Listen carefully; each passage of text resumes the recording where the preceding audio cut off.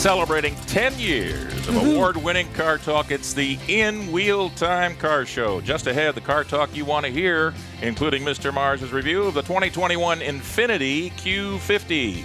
Conrad has the events calendar, and we'll have this week's auto news headlines. That and a couple of guests coming on just ahead on today's In Wheel Time Car Show. Howdy.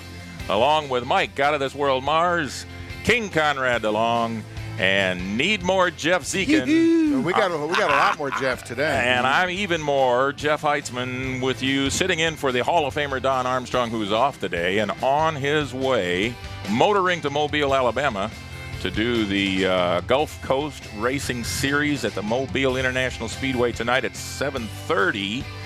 And that's going to be streaming online, I understand, too. Is that right? Yes, it is.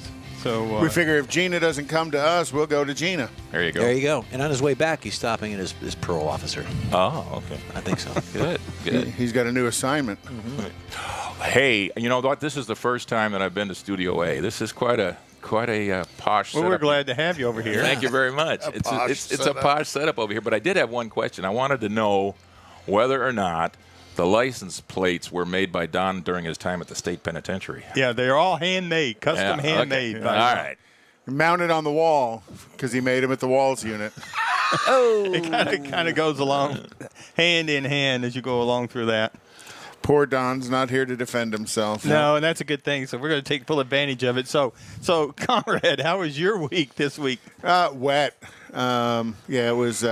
Well, we had some extra training at the warehouse and doing some demonstrations and some training of the reps and stuff. But a good week, very, very good week. I was in Oklahoma the week previous for a couple of days, and it was wet up there. Gosh, every time I go to Oklahoma, they have all these tornado warnings. So it's been wet all over. I need to go up there in the next couple of months, so let me know when you're going so I don't go at that time. Oh, my gosh. Sort of travels with What'd you do this week, Mr. I did a lot of things. A Zekin? lot of man stuff, a lot of guy stuff. Yeah. You and Don together? No. Okay. I did come into the studio Thursday. We had band rehearsal this week. Band sounded good. We got some gigs coming up. 24th of this month at the Huli Huli Hut. And then August 7th at the Marina Bar and Grill. Okay, Galveston Island, yeah. Huli Huli is like on the north end of the Strand. And then, okay. Then for those who hear the voice but don't know the person, we have Jeff Heitzman sitting in the King's throne, sitting in for Daddy Don. And Jeff, tell us your story. Well, my day job is down at NASA, and been in Houston for, 1977. So that's 44 years ago. Wow. And worked for Don a little bit at KPRC Radio as a weekend talk show producer. Sorry to hear that. Yeah, so he was my boss for a while. And you still have the scars, don't you? Yeah, I still have especially on the rear. Yeah. So it's. You cherish those, don't you? Oh, yeah. Every night when I go to bed, yeah. Well, you were showing them to us earlier, but don't show them again. Absolutely. But thanks a lot for having me. It's great to be here. Well, you're pretty much a part of the show. You are Jeff is our remote audio engineer, because usually about the time the show starts, Jeff will give us a cue as to how we sound on Facebook, whether our levels are correct or we're not there at all. So right now we have no clue what's going on. Yeah. We're running wild here. So Very good. It's good. Very And good. he actually saved us one time. He comes to a lot of our remotes and stuff, and he saved us when we were at Keels and Wheels this year because we actually had a technical issue that he went and got some parts for us. Right. It was raining. Right. We were all getting soaking wet. It was out monsoon. There. Yes. And Don forgot his Prevost in that day. Oh, yeah. That's why we had to go get parts. Exactly. Yeah. We were so wet, my wallet was wet that day. Yeah, everything was wet. Yeah. So we've kind of made some arrangements for that if that happens again, but hopefully it's not going to. Well, it was kind of strange because when we went off the air at 11 o'clock, the skies parted, the clouds went away, and then the sun came out. Yeah. Yeah. And Exactly. it knew we were through. And then there was another day after that, so very good. Yeah. Good morning, Randy Goodwin from the Dallas area. Randy is probably 30-year friend of mine who I got to know when he worked at Jim Alley Oldsmobile in Dallas, and then he actually went to work as an instructor at the GM Training Center. Very cool. Up there for a long time. Well, so he's a wealth of knowledge. Thanks for joining. And a very long-time friend of ours. He's also, forgive him, he's also an MG fan. Well, okay, MGs you got to cool. forgive him of these little shortcomings.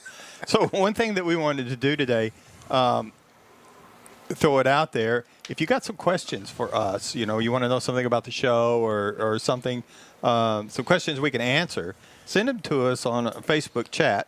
You can send them in. Conrad will get noted of them, and we'll try and answer them. And if we can't answer them, we'll lie, and we'll do that later on in the show. So we'll kind of take some notes while we're getting ready and getting to that point. Better yet, if you have questions about Don, send those in, and we will definitely tell the truth. We'll definitely lie. Or if you have good stories about Don that he doesn't want us to know about, please let us know. We'd love to pick on him anyhow. Yeah. We've already picked on him this morning. Conrad messed with him already this morning. Well, Don is driving his Corvette all the way to Mobile, Alabama. Yeah. And you know how it is. If you're not at the meeting, you are on the agenda. That's right. Oh, that's a good point, yeah. So very good. All right. So we have a guest this morning. Mr. Richard Tomlin is the president. Well, he's the regional executive of the Houston Area Sports Car Club of America. How about if we let him tell us? And we can do that. Are you there, Richard? I'm here. Good morning. Good morning, guys. What's going on? How's it going with you? Still humid down here. You guys were talking about the wet. Wet is an understatement for us down here in Angleton, Alvin area. I want to say we're at like 7.5 inches now. Wow. Just soaking wet. But yeah, and there's a little more coming, unfortunately. And you're just coming back from a couple of weeks up at Pikes Peak. Yeah, a long 3 weeks. Did you guys get much rain up there when you were up there? Weather was amazing, but it's Colorado, right? So it's 78 in the afternoon and 32 in the morning. When you're playing with at altitude, we're up at 13,000 feet. We had rain and 38 degrees for about 4.5 hours. Wow. That was pretty miserable for this Texan. Yeah, I saw some pictures. You had your jacket on up there in your shorts, Yeah. So very prepared. It'll be better next year, I promise. I'll actually take some pants. Oh, that's probably a good thing. idea. Good thing. So you got lots of things going on with the SCCA. Busy time of the year for us, right before everybody gets back to kids back in school. So a couple big races going. Today we've got our annual barbecue, which is basically we invite all of our membership out. All 1,250 people are invited. Wow. To my 7 acres of swampland currently at our shop here, Apex Auto Works. And we'll be grilling fajitas, burgers, dogs tonight. A couple adult beverages provided as well. But it's open. I mean, if one of you guys wants to come down or any listeners want to come down, swing on by. We'll talk about all things Sports Car Club of America. This is how we kind of create some new membership and some new buzz. It's not often that we get together and we're not racing. So these events are looked forward to by many. Well, because you're 2 events a year we do where we're not racing. So. But you're allowed to drink when you're not racing. Absolutely. Well, not only that, but you actually can get a chance to stand around and talk about racing if that's what you want to talk about. Or drinking. Wrenching each other's cars. Right. Whereabouts in Alvin are you located, Richard? We are at 3122 County Road 181, right behind Froberg's farm where the strawberries are. Cool. He's in the boonies. I've been there. It's not a place you're just going to accidentally drive by. You have to know where it is and drive to it. Well, in a way, that's a good thing. You make a left at the second banjo player. The one with or without teeth? The one without teeth. Play the teeth. banjo, man. Yeah. So the reason for the get-together is just the Houston area SCCA guys? And anybody who's interested in joining the SCCA is welcome to come out as well. Just come on out and have a good time. And this ties into we've got an event tomorrow. We'll be running another autocross at the Gulf Greyhound Park right there in Hitchcock, Lamarck area. That'll start at 7:30 is when the registration opens. So we've got about 130 people signed up for that event already. So it should be another healthy day, and weather is cleared. So we should be dry, as fingers crossed, for tomorrow. So when you set up the parking lot at Gulf Greyhound Park, do you try and mirror a track somewhere in the world, or do you just have your own setup and it's the same setup each time? Well, that's one of the things that makes autocross so unique is every time it's different. So you're not running the same course every time. And we set up courses we've got a track map, facility map, and we lay out our course with our bylaws on what the actual spacing has to be for cones. And then we'll have 2 or 3 guys run out there and test it. If it tests good, nobody else drives the course until the following day.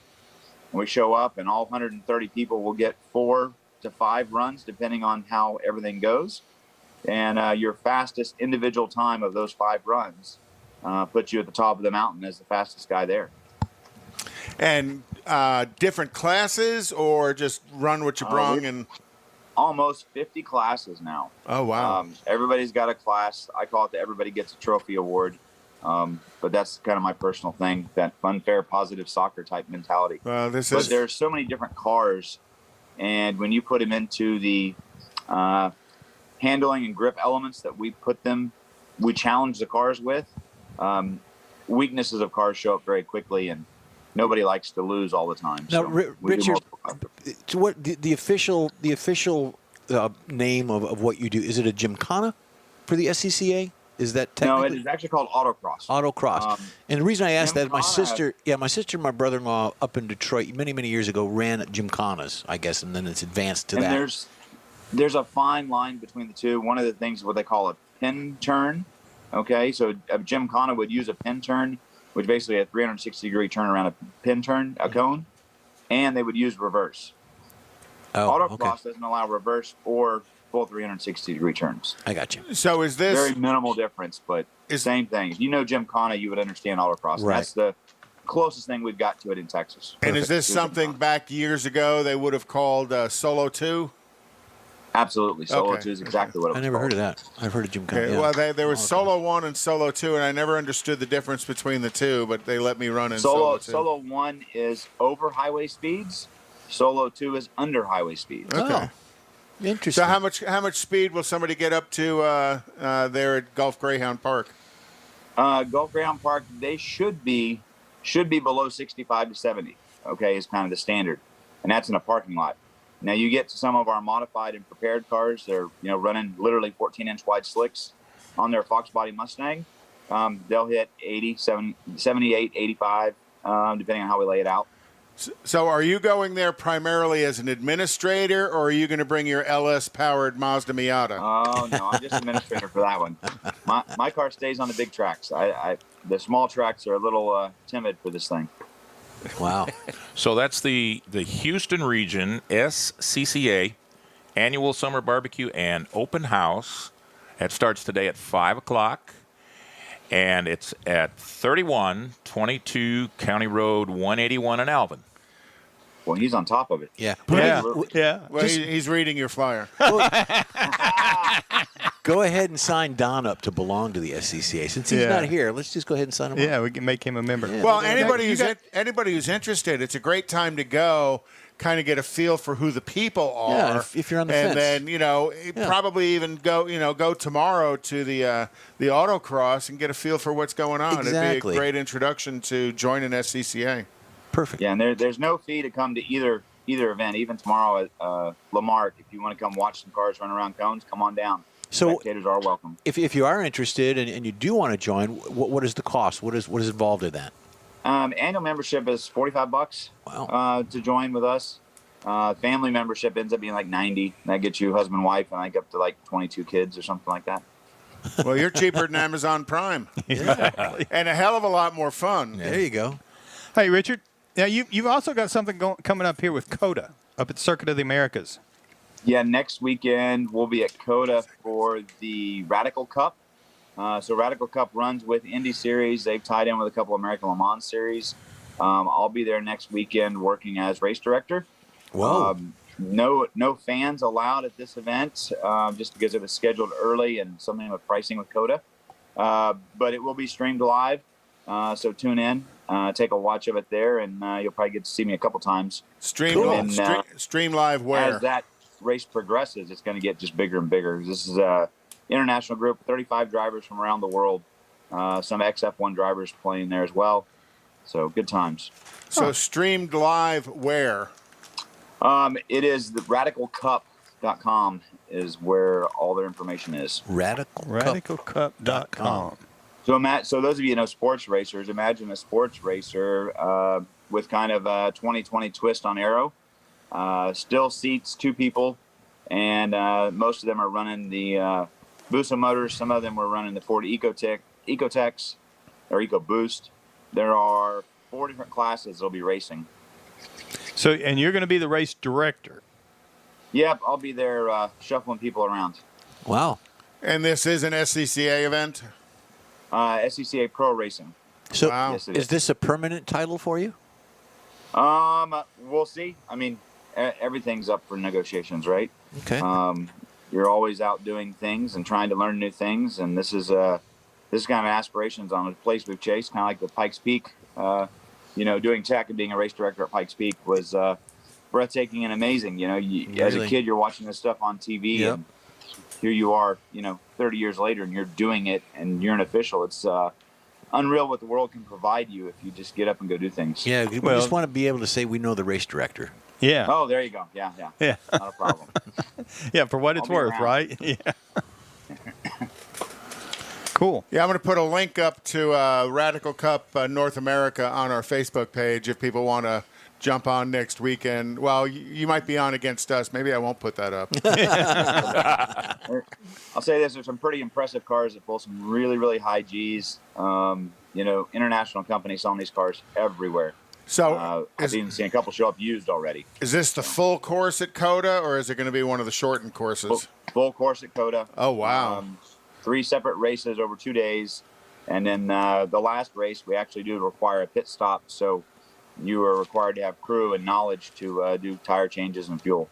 So what kind of top speed will I see? Because I think, isn't the back straight kind of the fastest straight at COTA? They'll be touching 200. Oh, my gosh. Holy smokes. Wow. These cars are, the lightest ones are just under 1,000 pounds. And they'll be producing 240, 250 horse. Jeez. They move. Wow. Hold on tight. Yeah. Yeah, really. Hold on real tight. Well, cool. All right. And we got to get you guys out to one of our events live. We need to try and forecast that for one of our Saturday road race events. Get you guys out there. Sure, be happy to come out and do it. It's just a matter Get of, you guys on site. we just need internet access and power and Bloody Marys. Oh, I mean, no, I'm sorry. Yeah. I think we can take care of all that. Yeah, you got that covered, huh? Well, he's got that covered tonight at 5 o'clock. That's right. And next week we'll be able to give you guys more information on the wrench rally. Yes. Looks like the start is going to be in Milwaukee. Oh. That's a Donnie. At the Harley Davidson place? Do what? At the Harley Davidson place, maybe? I don't know where we're going to start yet. We've not picked that. We've got a meeting Wednesday, which will iron out a lot of the details. But we spun the globe and stuck a pin, and Milwaukee is what got the go-ahead. So Milwaukee to Houston. And Very good. Don's from Wisconsin. Maybe he should. Maybe join Don me. should go. Yeah. Oh, yeah. Drive the Corvette. I think we should. Yeah. And then be coming nice to and get then you guys in on finish that, and so. then finishing here in Houston, and then again the same situation where you'd be donating those vehicles that you acquire in Milwaukee to needy families here in Houston. absolutely. And We're people, working with the Alvin Chamber of Commerce this time, and they're going to help us locate the cars. So Good. goal of donating 10 cars to single mothers or families in need. There you go. All right. and they can go sign up for that at wrenchrally.com. Wrenchrally.net. .net. Somebody went and took the .com because I wasn't quick enough after the event was held, so they went and bought the wrenchrally.com. So Well, it's I'll just sell it wonderful to you world. for $1,000. Too busy being Yep. race director is what he's doing. They only wanted $2,500 for it. Oh, so, well, that's all. We make a heck of a deal. Well, Richard, it's been Yep. great. Be sure and keep us informed about how that's going. Sooner or later, we're going to do that. All right, very good. That's a All threat. right. We'll talk soon. That's a All threat. right. Good luck to you, sir, and we'll talk later. If you'd like to get in touch with us, shoot us an email. The address is info@InWheelTime. Time now, I think, for Conrad's going to do the events calendar. Well, always lots of good stuff going on, and hopefully, the weather will hold off for some people. Most of these will cancel if it's raining. So Again, tonight, Nifty 50s up at Grogan's Mill. Randy always puts on a good show. Cost a couple of bucks to get in, but it's worth it. And, you've got live music, generally a lot of support from the restaurants around there, and always a good turnout of some cool cars. And then Kima Car Meet tonight from 6 to 9 p.m. Tomorrow, Houston Performance Driving and Troy Dixon is going to have his Twin Peaks Webster Meet, and that is going to be kind of the conclusion spot because Speed Advocates is having their Galveston cruise-in tomorrow. Going to head down to Galveston in the morning. They're going to have a couple of different meetup spots. One of the meetup spots is going to be the Kroger's and Target right there at 518 in Pearland. Then there's the other meetup spot is going to be the Buc-ee's on the east side of Lake Jackson. Then they'll take the Blue Water Highway, the tollway. Yeah, I think it's the toll bridge. Get down into Galveston, probably if they let them up on Cherry Hill, take some pictures, and then head on up to Twin Peaks and Webster. Be a pretty fun event. I live near a street called Cherry Hill. And then next Saturday, we'll be live again at Tailpipes and Tacos in Katy at the Kingsland Boulevard exit off of 99. You were pointing at me? Is it the Katy one, or is it Newcastle? Or is it Newcastle? Newcastle. No, it's not It's the Katy Newcastle. one? Katy. It's Katy. Yeah, we're at the Katy location, and they're still doing it at the one off of 59 in Kirby. We won't be there. We'll be at the Katy location. That's the one I was But if you thinking. want to go and if you don't want to take the car all the way out to Katy, you can go to the Kirby location. They're going to have a show there as well. So we really appreciate the support that Lupi Tortillas provides us in doing this, and Stan and Sheila are just a hoot to have on the show and talk with. They've always got some great stories and some wonderful stories about Don that one of these days we'll get to put on the air. Yeah. As soon as they get them all edited. Yeah. And then Very good. word of the day. And then Sunday, July 25th is going to be Houston Cars and Cocktails at Little Woodrow's off of 249 in Tomball. And then we'll talk about some other stuff that's coming up a little bit later. Very good. So I had the chance to drive the 2021 Infiniti Q50 Signature Series all-wheel drive. The 50 is the biggest one, isn't it? Nope, that's a smaller one. Okay. Yep. This is the compact luxury, and it's the one that they've taken and they've made a kind of a sports sedan out of it. And for this year, there's actually 5 trim levels, and the new one is the new sensory trim level, and it replaced the Sport. That's so pretty. you start out with the Pure, the Luxe, the Sensory, and you get into the Signature, which is where I was with the all-wheel drive. And the top of the line is the Red Sport, and that one's got the hot rod motor in it, but we'll get to that. So it's all new for 2021. It's the same basic sheet metal since 2014. So when they created this Q50 design, they really created something that's lasted them a long time. It's got the big bold grille. It got some nice athletic lines on it that gives it that sport look, but it's still in the sedan category. Up front, you're going to find the LED lighting that's standard all the way around, the headlights, fog lights, tail lights, all that good stuff.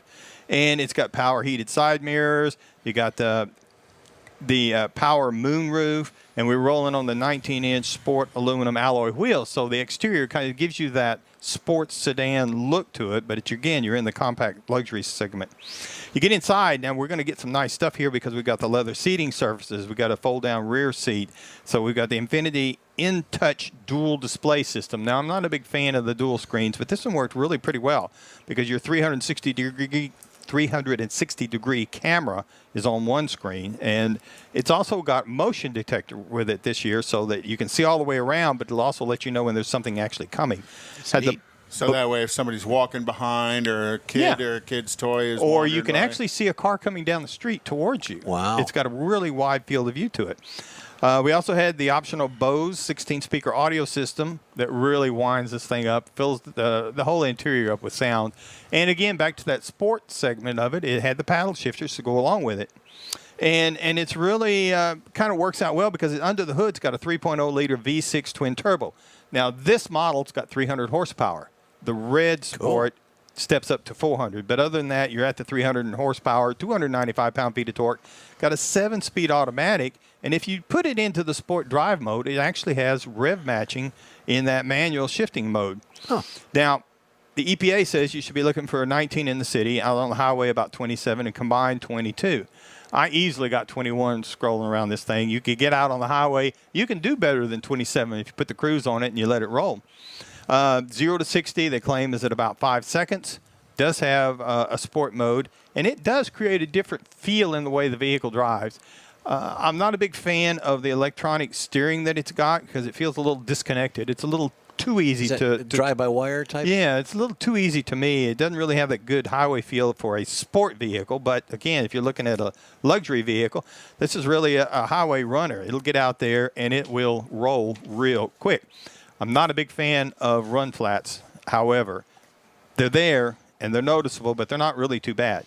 So if you're looking for something to compare this to, you might look at an Audi A4, the Lexus ES, or even the new Acura TLX.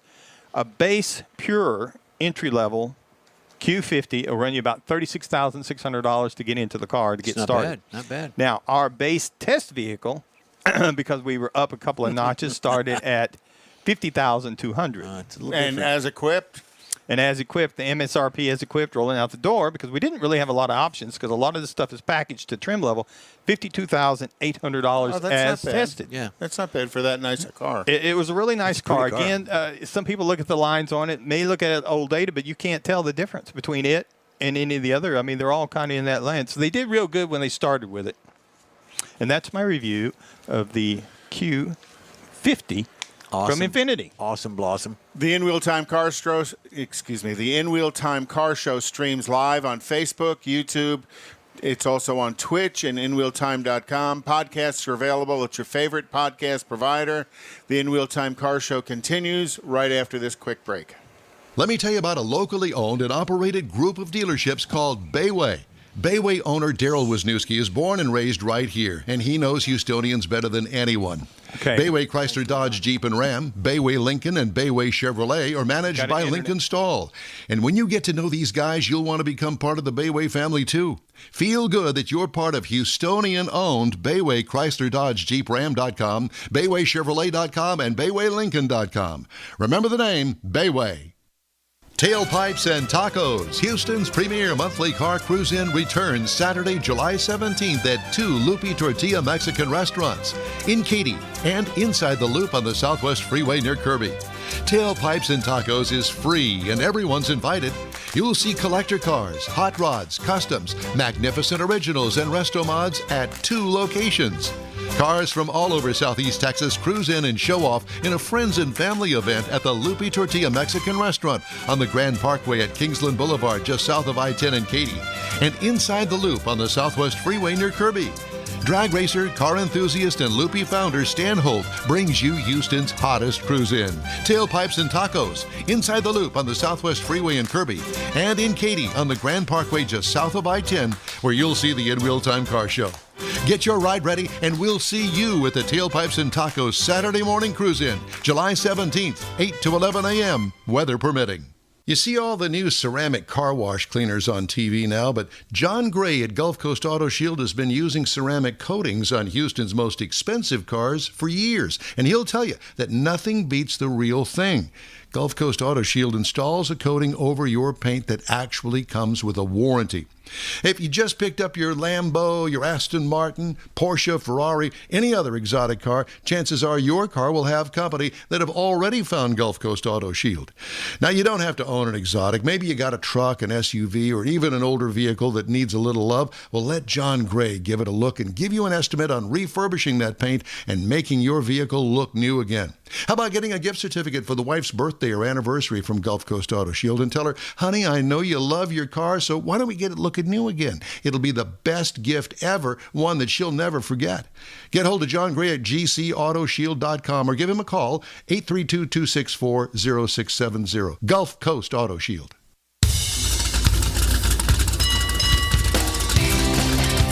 And we're still celebrating 10 years of award-winning talk. On the car show, it's In Wheel Time, your weekly go-to all things automotive place.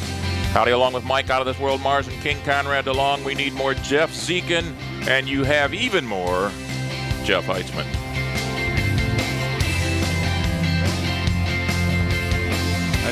There you go. There you go. Got to mic us all. Got to us all up. Pushing the buttons and sliding the slides. You know, there over we there. go. It's a beautiful thing. Yeah, it is. Push that button there, buddy. We'll get it done. We're good. We're good. So we got in our car club segment, we've got the Houston Muscle Cars. We do. Car club. Yes. And Amanda Lee Hill Wilson. If I get it, how am I doing? Will Susan. Yes, that's what I said. I knew that. It's not what he said, but he knew he said it wrong. Just like it's spelled. Yeah. There you go. Yeah, close enough. So anyway, she is one of the founders, or I guess technically you are the founder, right? Yes, I founded the club. Okay, well, tell us about it. Where'd you find it? On the side of the road. No, I had actually come from another club that I had been a member of for about 8 to 9 months. I had not got my red eye yet. I was driving a 392, and the club was fun, but it just wasn't what I wanted out of a club. And so I just figured, hey, why not just branch off and make my own club? And so I did, and it's just really done really well. It's exploded. I grabbed in some more people to help me. I have we have 3 other administrators that help me run the club. This is Jackie. She's one of the administrators. I couldn't get the other 2 here. It was too early. So, but it... Okay. I tried to get them here, but so too early. Is your club is a contact point for your club going to be a Facebook page, internet page, a website? How can people find out more about your club? Well, the best place to find us is on Facebook. We do have an Instagram page at houston.muscle.cars. We just kind of post what we do, and we do member spotlights and things like that on Instagram. But if you're interested in joining the club, you would just look up Houston Muscle Cars on Facebook. And we also have a public page for those that aren't in the area or don't have a muscle car and they just want to support and follow. And that's on Facebook as well at Houston Muscle Cars Public Group, HMC. Did I get that right? Yes, you did. Okay. You get all that? So tell us more about the club then. Well, we're a diverse club. That's one thing I wanted. Was the last club I was in was Mopar only, and I love all cars, all builds, and I really wanted to expand our member base. And so Houston Muscle Cars is any and all cars, and we accept some things that ain't even muscle. True. We have a Jeep, a couple trucks. We have everything. Yeah. Yeah, but mostly we are heavy Mopar, but we have quite a few Camaros. We've got some Mustangs, and we got some really interesting rides as well. We've got a Shelby Snake. We've got what are some of the other interesting cars we got? We got some swaps too. The one with the LS. Oh, yeah, a couple LS swaps. Oh, everybody puts an LS in something. I know. Why not? I put an LS in an LS. They need to put an elephant in one of them, right? There you go. Yeah, no, nobody has a elephant, not yet. So, as a club, you said you were a member of a different club and wanted to do some different stuff and created your own. What kind of things did you bring to your club that you thought were missing from the previous club? Well, the biggest thing is diversity. I really wanted diversity. Another thing was a more active member base.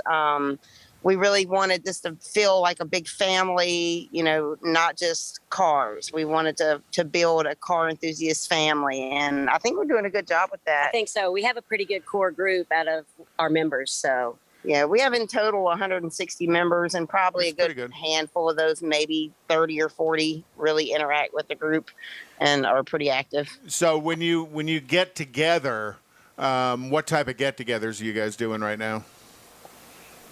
Oh gosh, we do everything.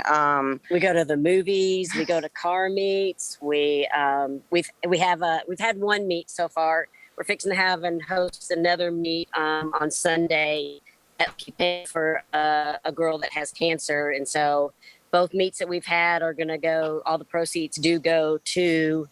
The first one was for the homeless, and this one is going to be for this little girl to help her fight cancer. Oh, neat! Yeah. Neat. So we try to throw meets with a purpose. And yeah, we try to throw meets with a purpose, but yeah, we do everything from car meets to car shows to getting together and just hanging out for dinner. We went and played at Top Golf. We went and did go-karts.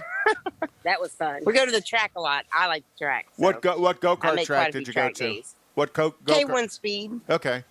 Yeah, I know there's one up in Conroe. Yep.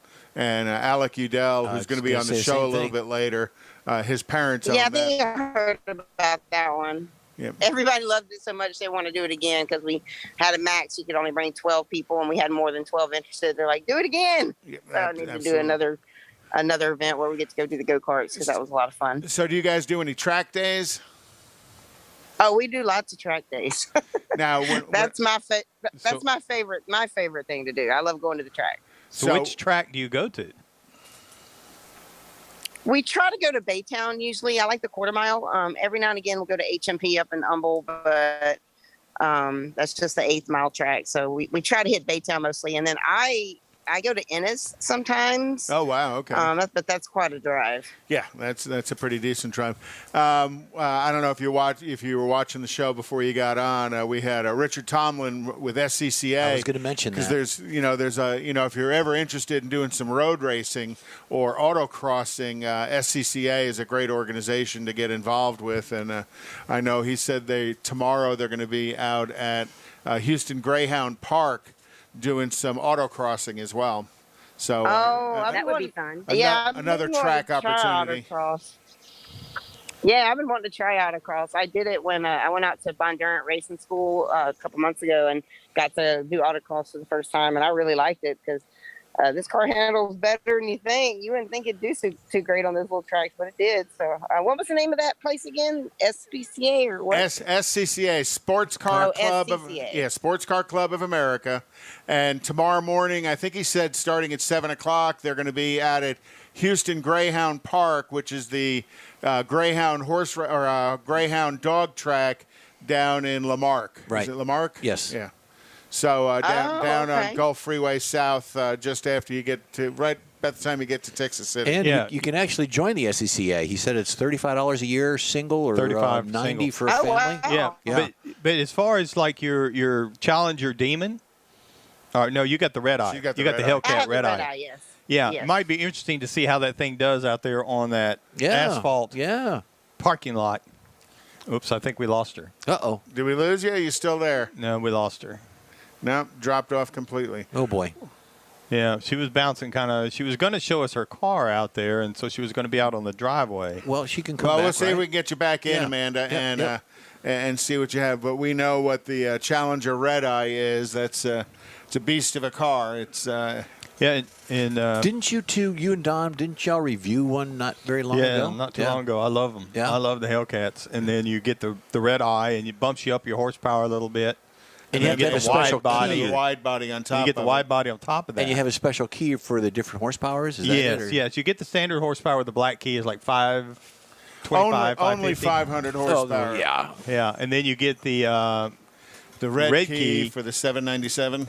Well, yeah, I think on the Hellcat, the regular Hellcat, it's 717 or something. But I think we may have Mandy back. We'll ask her. We'll ask her this We time. thought you hung up on us. We said something wrong. Yeah. No, I got a text message and I accidentally put in and accept, or it was a call. Don't do that.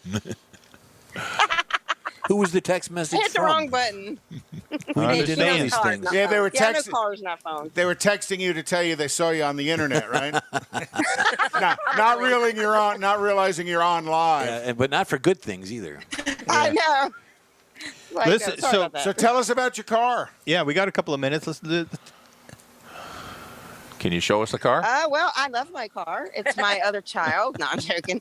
Let me turn it around. I There you can go. show it to you. There she There is you right go. there. There it is. Wow. This is my girl. Oh, and you took the yellow Yes. things off of it. Thank you. Yeah. Of course. I see way too many people driving around Either with the yellow pink things ones or on the them. yellow ones. Yeah. Oh, that drives me insane. I'm like, you're going to scratch up your splitter. Take it off. Is that Hood Factory? Oh, yeah. Is it? Yeah. I've never seen And It's that. just functional. factory. Very nice. Got my wheels painted. And it's a wide body. There's her little red eye. That's right. Yeah. I had that painted too. It was black. Now, did you say that this is your daily driver? This is my daily driver. I'm in. Wow. The back is filthy. It's been raining, but Oh, the window slats on the back. That's unusual. I Yeah. haven't seen Yeah. drive that it to before. work All Friday, right. 35 miles one way. Cool. Well, I think you're running out of your internet. May need to go back around towards the front. Oh, red eye. I love the tag. Yeah, I'm Nine getting red eye. further away from the house. Okay, now what's the one next to it? Is that hers? Or his. His. No, Hers. His? Nah, we I think you're dropping us there again. yeah, we Amanda. probably need to go back up towards the house on the driveway. But anyhow, we all know what the red eye is and how well put Man, I'm together supposed to be in red eye now. and how well put together that car is by FCA and Yeah, Stellantis. and that's really the reason that you can make a daily driver out of it. So, Amanda, the other car that's there on the driveway. That's what I meant to say. So yours is there. What is that one? That's another Challenger, isn't it? Yep. Well, it's part of one. Well, There you go. Big gray. Well, that's a nice picture anyway. Yep. Yeah, and there's our club logo, if you can see it.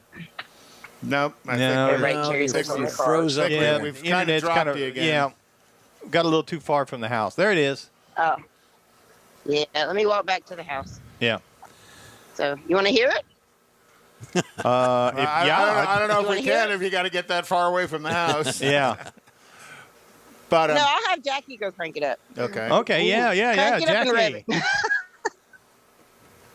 Driver, I'm start sure- your engines. It's right. Why not? So I went ahead and posted your Facebook Start page. your engines. Yeah. I posted your Facebook page on our Facebook page to give people a link if they're interested. Sure, my neighbors love me. in joining. Well, neighbors love anybody that works on a car. They just don't want to hear them working on it at 6 o'clock in the morning or midnight. Is that electric? Because I don't hear it. Yeah. It's No, awfully, it's just- awfully quiet. No, the internet. We're cutting in and out Oh. a little bit. So yeah. Okay. So let's Can you let's see move me back now? Hear up me towards now? the house. Yeah, we can now. Yeah, we can hear you now. So let's kind of move back Okay. to that. There you go. Did you hear the car? No. No, it wasn't picking it up because Did you of hear the car? You could have went broom, broom, and it would have been fine. I bet you the car. I know what happened because the car picked up the Bluetooth. Oh, okay. yeah, Well, yeah. Car picked up the Bluetooth. technology today is. So is the other car Yeah. yours or is that Jackie's? That's Jackie's car. And what is it? Yeah, the other one to the right is Jackie's Challenger car. It's a Hellcat. 2021 Scat Pack RT. Okay. Okay. That's a Scat Pack, Okay. Okay. Okay. and it's a bad ride. All right. So the Mopar girls, huh? But the club isn't Mopar exclusive. Oh, The yeah. club- I am Mopar through and through. You want to know just how Mopar I am? Oh, look at that. Oh, boy. No mistaking it now. Yep. that's permanent. That looks like it hurt. Nope. So No, it didn't hurt at all. what do you do by day besides the club? Monday through Friday, I'm a registered nurse. Very cool. Well, thank you very much. And Monday through Friday, I'm a math teacher. She's a math teacher, Oh. and I'm a nurse. What school do you teach math at? I teach at Dory Intermediate and Klein ISD. Okay. And what hospital do you work at, Amanda? I work down in Memorial Hermann in the Heights. I work at outpatient surgeries. Okay. Cool. Little day surgery work. That's I've been. Yeah, that's what I do. Day surgery and then night surgery on the red eye. on the red eye, right? Yeah. So Amanda, Oh, yeah. I'm always doing something to the red eye. So let me ask you. You mentioned that you've been to Baytown on the track. What kind of times are you running in your red eye? Wait a minute. Why Well, are you, the best I've gotten so far is what? No, you were kind of looking around there at Jackie, and I was kind of wondering if we were asking for secrets or Because something. it's a running joke in the group. They all love to pick on me because my goal is to get into the 9s, and my license plate even says 9-point red eye, and the best time I've gotten is 10.000. Oh, no. If you go under 10 or under, you need a roll bar. Well, I think Roll 10, cage. 10.5 and under. So you got it caged. Nope. Just a bigger We helmet. don't need no stinking gauge. And they I let don't you, need no thinking gauge. they let you run that at Baytown like that, huh? That's Well, interesting. they'll let her do Yeah. it once. Yeah. Anyway, so that's pretty cool. Yeah. So your daily driver is a 10-second car. Yes, it is. So Yeah, I've got a high octane tune on it. Okay. have you done anything else to it? Not that she's going to tell Not us. performance-wise. That's all I've done is because I don't want to get into swapping pulleys and doing all that kind of stuff. That's just the simply fun 'cause stuff. It's my, Well, but you take the drivability, the daily driver out of it when you start doing that. Right. So do exactly. you run street tires when you go to the It's track? a fine balance. Yes. So are you putting Oh no, I slicks got on a it at the whole track? I got a whole different drag setup. I got front Race Master skinnies, and then on the back I have Demon OEM 18-inch wheels that I run Mickey Thompson ET Street R's on at the track.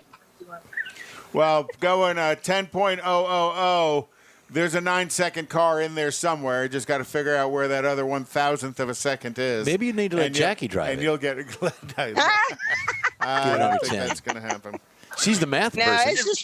it's just too hot right now, and the DA's just been way too high. When I got that 10-second, it was like 45 degrees outside, and the DA was like -400. It was just perfect weather. So, and I haven't had my tune tweaked yet. Tim Barth is the one that did my tune, and I've been collecting data, and I got to send off my data to him, and then he'll tweak my tune, and hopefully by then I'll be a 9-second. Maybe Jackie calculated it and rounded up.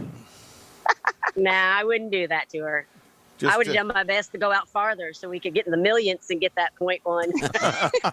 0.00001. Just get a big old box of dry ice and bring it with you, and pack the charged air cooler. Pack the dry ice around the charged air cooler. See if you can't I think that's lower the been intake done. charge. She's probably done that. Well, I have a super chiller, so I'm Okay, good. okay, you're pretty close to it then. Yeah, it has a Interesting. built-in super chiller, especially when I put it in my high octane mode. It automatically kicks on, and it runs like that the whole time. Well, we appreciate you coming on and sharing your club and sharing information about your car and introducing us to Jackie as well. Next weekend, we're going to be out at Tailpipes and Tacos in Katy. Why don't you stop by and say hi? Yep. So, Lupi Tortillas in Katy. And, Okay, we'll take a look at it. And we're there from 8 to the Tailpipes and Taco is 8 to 11. A lot of people kind of come from about 8 to 10, but we'll be on the air 8 to 11. It's a cruisy, and people come and go all morning. Just come and go. They do breakfast tacos. They have Bloody Mimosas. Marys and mimosas, and all of the funds raised are given to a Mopar woman. Yes. Because it's all charity for Shirley's kids. Yep. So Shirley Oh, that's Muldowney. awesome. Shirley Muldowney has a children's charity that she supports and Does has she supported. really? Yep, and she's supported love for her. years. She's my idol. In fact, two years ago, well, the summer before COVID hit, she actually came to one of the cruise-ins one Saturday morning. Right. And she was signing autographs. Oh, and, yeah. Oh, it was. And I would love to it was meet her. great. Oh, Well, we're going to God. try and have her back out, but that's going to Stan Holt will probably facilitate that. And Stan is a drag racer.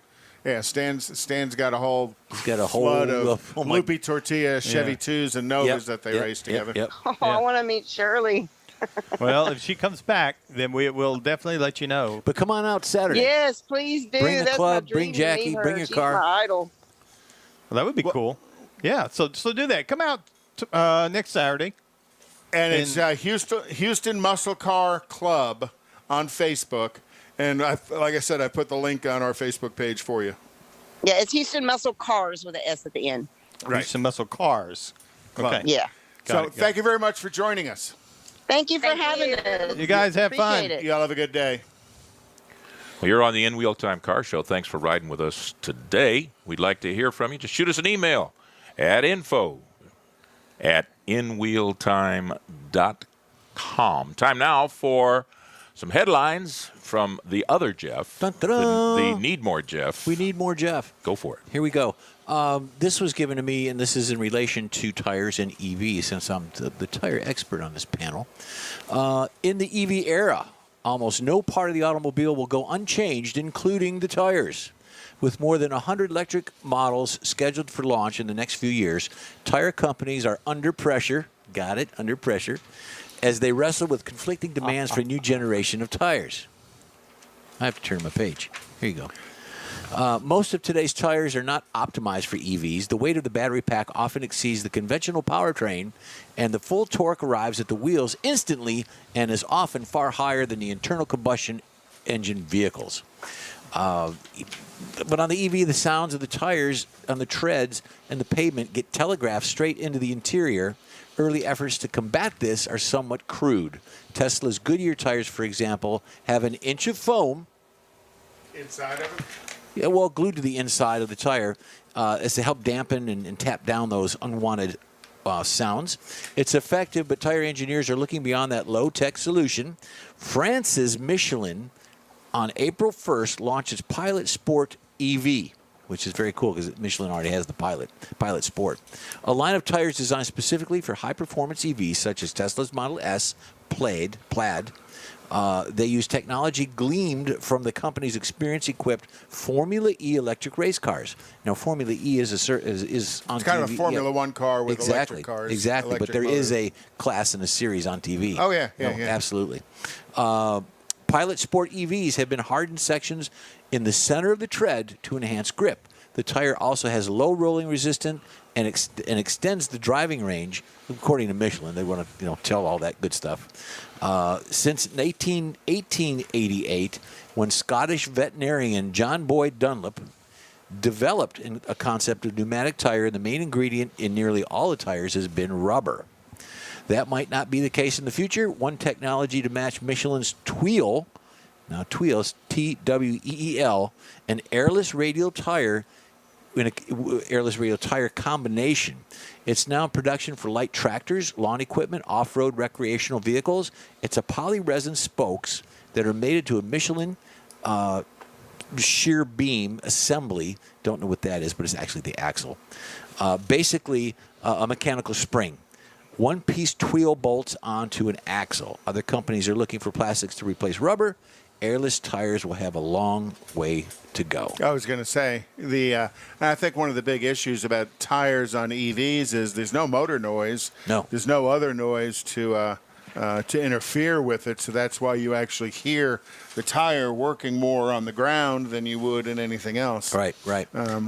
I'm kind of a fan of the EVs. They sell the little speaker system that plugs into the ALDL, and you can tune it to a little 4-cylinder, V12 or V8, and it gives the sound of whatever you want. That way you don't have to listen to the tires. My son had that on a vehicle that he leased. It was actually a hybrid. It was a Lexus hybrid, and he had that the sound function system in it. put on it? Yep. Well, good. Well, thanks, Jeff. We appreciate it. Okay, not a problem. Is it time for a break or no? Not yet. No, Got well, more news. There's some other news out there. Well, let's get to it. Honda is going to share an EV platform with General Motors. GM is developing the Ultima batteries and that what I call the skateboard platform. Yeah. Honda's EV is going to be called the Prologue, and they've chosen a forward-looking name for the battery electric crossover that they are developing with General Motors. The battery electric Acura crossover for 2024 is going to be their first release of that. So, again, that GM Ultium skateboard platform you're going to see really spread across both Honda and General Motors. Remember, GM said that they were going to try and get to be pure electric by 25, I think, is what they were saying. 25, yeah. Is it 25? And speaking of electric, Tesla delivered 201,250 cars in the second quarter of this year. Tesla's had a record sales as an electric car maker. While the company's doesn't break out sales by region, the business appeared to be very healthy in China, and the bulk of the period's China. And the bulk of the period sales were the Model 3, which is their smaller car, and the Model Y, which is their crossover, which are both produced in Shanghai and in Fremont, California. The Model S sedan and Model X sport utility vehicles are made only in Fremont, and they are the United States' biggest Tesla market. So Tesla's really ringing the bell out there with production as well as with sales, kind of trying to prove that there's a place for an EV. An EV vehicle. I know Don's not driving an EV to go to to wherever he's going. No range anxiety for Mobile, him today. No range anxiety. National Highway Traffic Safety Administration has unveiled a searchable database for auto recall safety information. NHTSA has launched a cloud-based dashboard for sifting and sorting through more than 50 years worth of auto safety recall data. The agency's searchable database allows users to sort, filter, and visualize data such as total number of recalls by manufacturer and total number of potentially affected vehicles. It also allows the users to search by keyword and to export data through an Excel spreadsheet. Cool. The dashboard will be updated daily because manufacturers are releasing recalls that fast. Users can access the recall data as far back as January 19th of 1966, and that was 4 years before NHTSA was established. It's funny, I just got in the mail a recall for the Takata airbag on my 2012 Chevy Tahoe. So I knew it had a Takata in it, but I didn't realize they had recalled it. So, again, check your car often. I thought all the Takatas got recalled. And they recalled the recall. And they've recalled the recall multiple times. Safercars.gov. Know your VIN, and you can plug your VIN in, and that will give you the information that you need. Your VIN is either on the vehicle or on your insurance registration. The easiest place is on your insurance. Also, NHTSA, the nation's top highway safety agency, issued an order Tuesday requiring automakers and other operators of vehicles equipped with advanced driver assistance systems and fully automated driving systems to begin reporting crash data to NHTSA. You know, you always see it in the news somewhere. So they're going to collect a database and share that data with the industry. And with that, I think we are headed to a break here. What was that number that Tesla made? How many? 201,250. Thank you very much. We're going to come up on a quick break. We're going to take a quick break. Right back, and we'll start hour 2.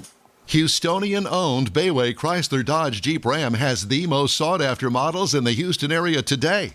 When you're in the market for a new or used vehicle, you now have a place to go. General Manager Lincoln Stahl guarantees Bayway will beat any competitor's written price on the new vehicle you choose or pay you $1,000.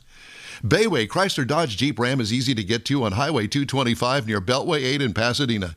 Whether it's online or in person, you're welcome like one of the family. Bayway Chrysler Dodge Jeep Ram.com. Tailpipes and Tacos, Houston's premier monthly car cruise-in, returns Saturday, July 17th at 2 Lupi Tortilla Mexican restaurants in Katy and inside the Loop on the Southwest Freeway near Kirby. Tailpipes and Tacos is free and everyone's invited. You'll see collector cars, hot rods, customs, magnificent originals, and resto mods at 2 locations. Cars from all over Southeast Texas cruise in and show off in a friends and family event at the Lupi Tortilla Mexican restaurant on the Grand Parkway at Kingsland Boulevard just south of I-10 in Katy, and inside the Loop on the Southwest Freeway near Kirby. Drag racer, car enthusiast, and Lupi founder Stan Holt brings you Houston's hottest cruise-in. Tailpipes and Tacos, inside the Loop on the Southwest Freeway in Kirby, and in Katy on the Grand Parkway just south of I-10, where you'll see the In Real Time Car Show.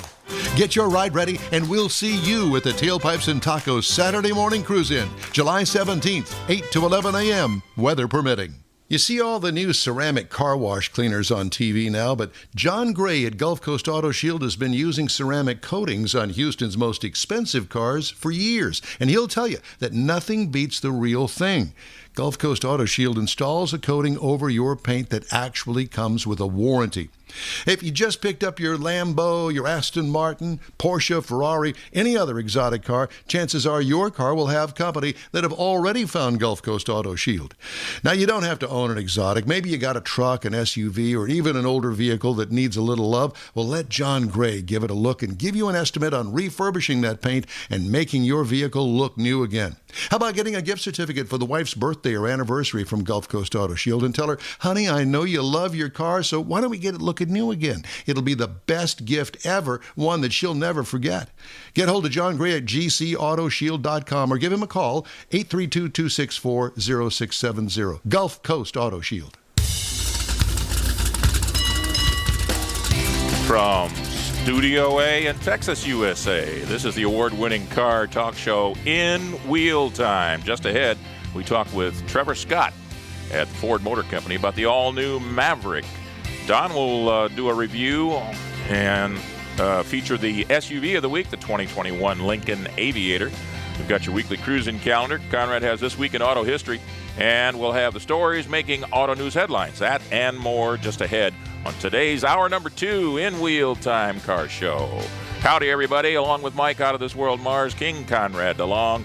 We need more Jeff Zekin. I'm evermore Jeff Heitzman. Welcome to hour number 2 of InWheelTime.com. We got plenty of Jeffs today. He cut me off. He wouldn't let me talk. He shut me down. And well, you know how it is. You know, he's got even more Jeff there. And if people are wondering, Don is on his way to Mobile, Alabama in the Corvette. He wanted to take it on a good long cruise, so he's driving it through the rain to go to the... we don't know if he has rain. We don't know if he has rain. We know. I know he has rain between here and Beaumont. Between here and the state line, he definitely has rain. Where is his final destination? It's in Alabama. Mobile, Alabama. So he's going to go I-10 Is to he the just going to go Texas and then turn around and come back? Yeah. Okay. No, he's going over there to visit with Gina Child Knowles at the Gulf Coast Racing. Gulf Coast Racing Series. That's what it is. It's like pulling teeth with you boys. Well, what it is, we're stumbling through. Yes, bumbling, stumbling. Yeah, bumbling and stumbling. But we're through with that because joining us now from the Ford Motor Company is Trevor Scott. He is the Maverick and Ranger marketing manager, and he's going to tell us everything there is to know about the new Maverick. He looks like a Maverick. He's a Maverick kind of guy. Hey, good morning, gentlemen. Thanks for having me. Good morning. How are you? I'm doing well. Yourself? Doing good, doing good. You got plenty of Ford stuff there around you. Must be Ford Blue, huh? Yeah, I'm a third-generation Ford employee myself. So wow. Oh, wow. Yeah, it's all in the family. That's good. So tell us about the Maverick. You know, really exciting product for us. And you guys know a lot of exciting things going on here at Ford, obviously. We've got the all-new Bronco that just started hitting our dealerships. We just recently revealed the F-150 Lightning, our first battery electric truck. And then obviously, most recently, just this past month, the all-new Maverick. And it's really a white space vehicle.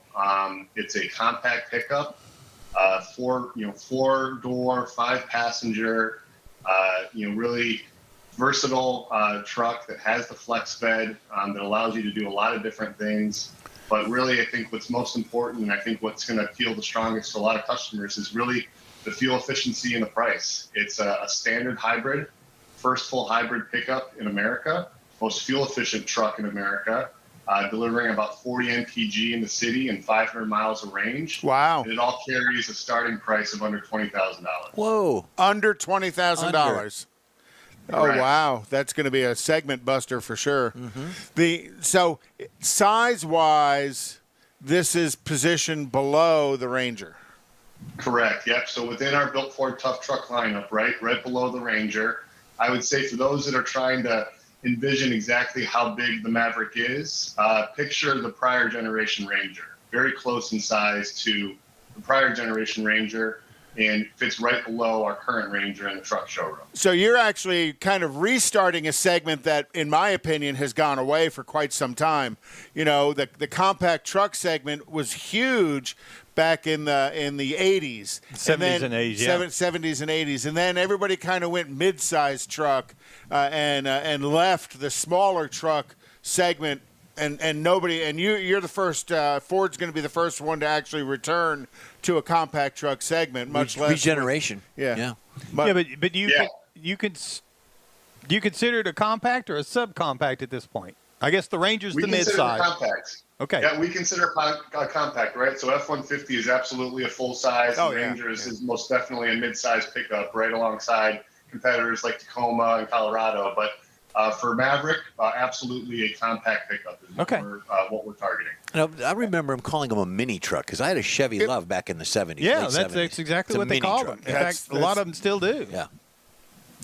So what's the powertrain in the Maverick? So two powertrains, right? So the standard 2.5-liter Atkinson hybrid is our standard offering, and that's what delivers the 40 miles per gallon in the city and the 500 miles of range. A front-wheel drive only application on that standard hybrid. We do have a optional 2-liter EcoBoost GTDI engine as the step up, and that delivers 250 horsepower, 277 pound-feet of torque, and that also carries our available all-wheel drive as well as our FX4 off-road package. And to start with, what's production going to look like as they build? Because usually as we watch different manufacturers start up a car or a vehicle, they either start up with kind of one level high-line car with all content or one level low-line car with no content to kind of get the production line in sync, and then they start adding either adding content or removing content as they move forward. What's the plan for that with Maverick? Yeah, no limitations for us, right? I mean, we absolutely plan on building across our full lineup, both from a powertrain perspective as well as from a trim series perspective. So those that are familiar with the Ford lineup will have our XL, XLT, and Lariat trim series available across the Maverick, and we're going to build across all of those offerings. We're going to build the demand, and we've got the capacity to make sure that we can build the hybrids, the step-up 2-liter gas engines. We'll have all that available to customers as they come into our dealership. I didn't hear King Ranch in that. No, not yet. and with that, what assembly plant are you guys building it? So these will be built out of Hermosillo alongside our Bronco Sport. Okay. So it's the same platform that we share with Bronco Sport as well as our Escape SUV. Oh, okay. Cool. So you've already validated and proven the platform worthy, and now it's just a matter of building the Maverick body on top of integrated into little styling change. Yeah. Oh, how cool is that? Tell us the background behind bringing the Maverick name back.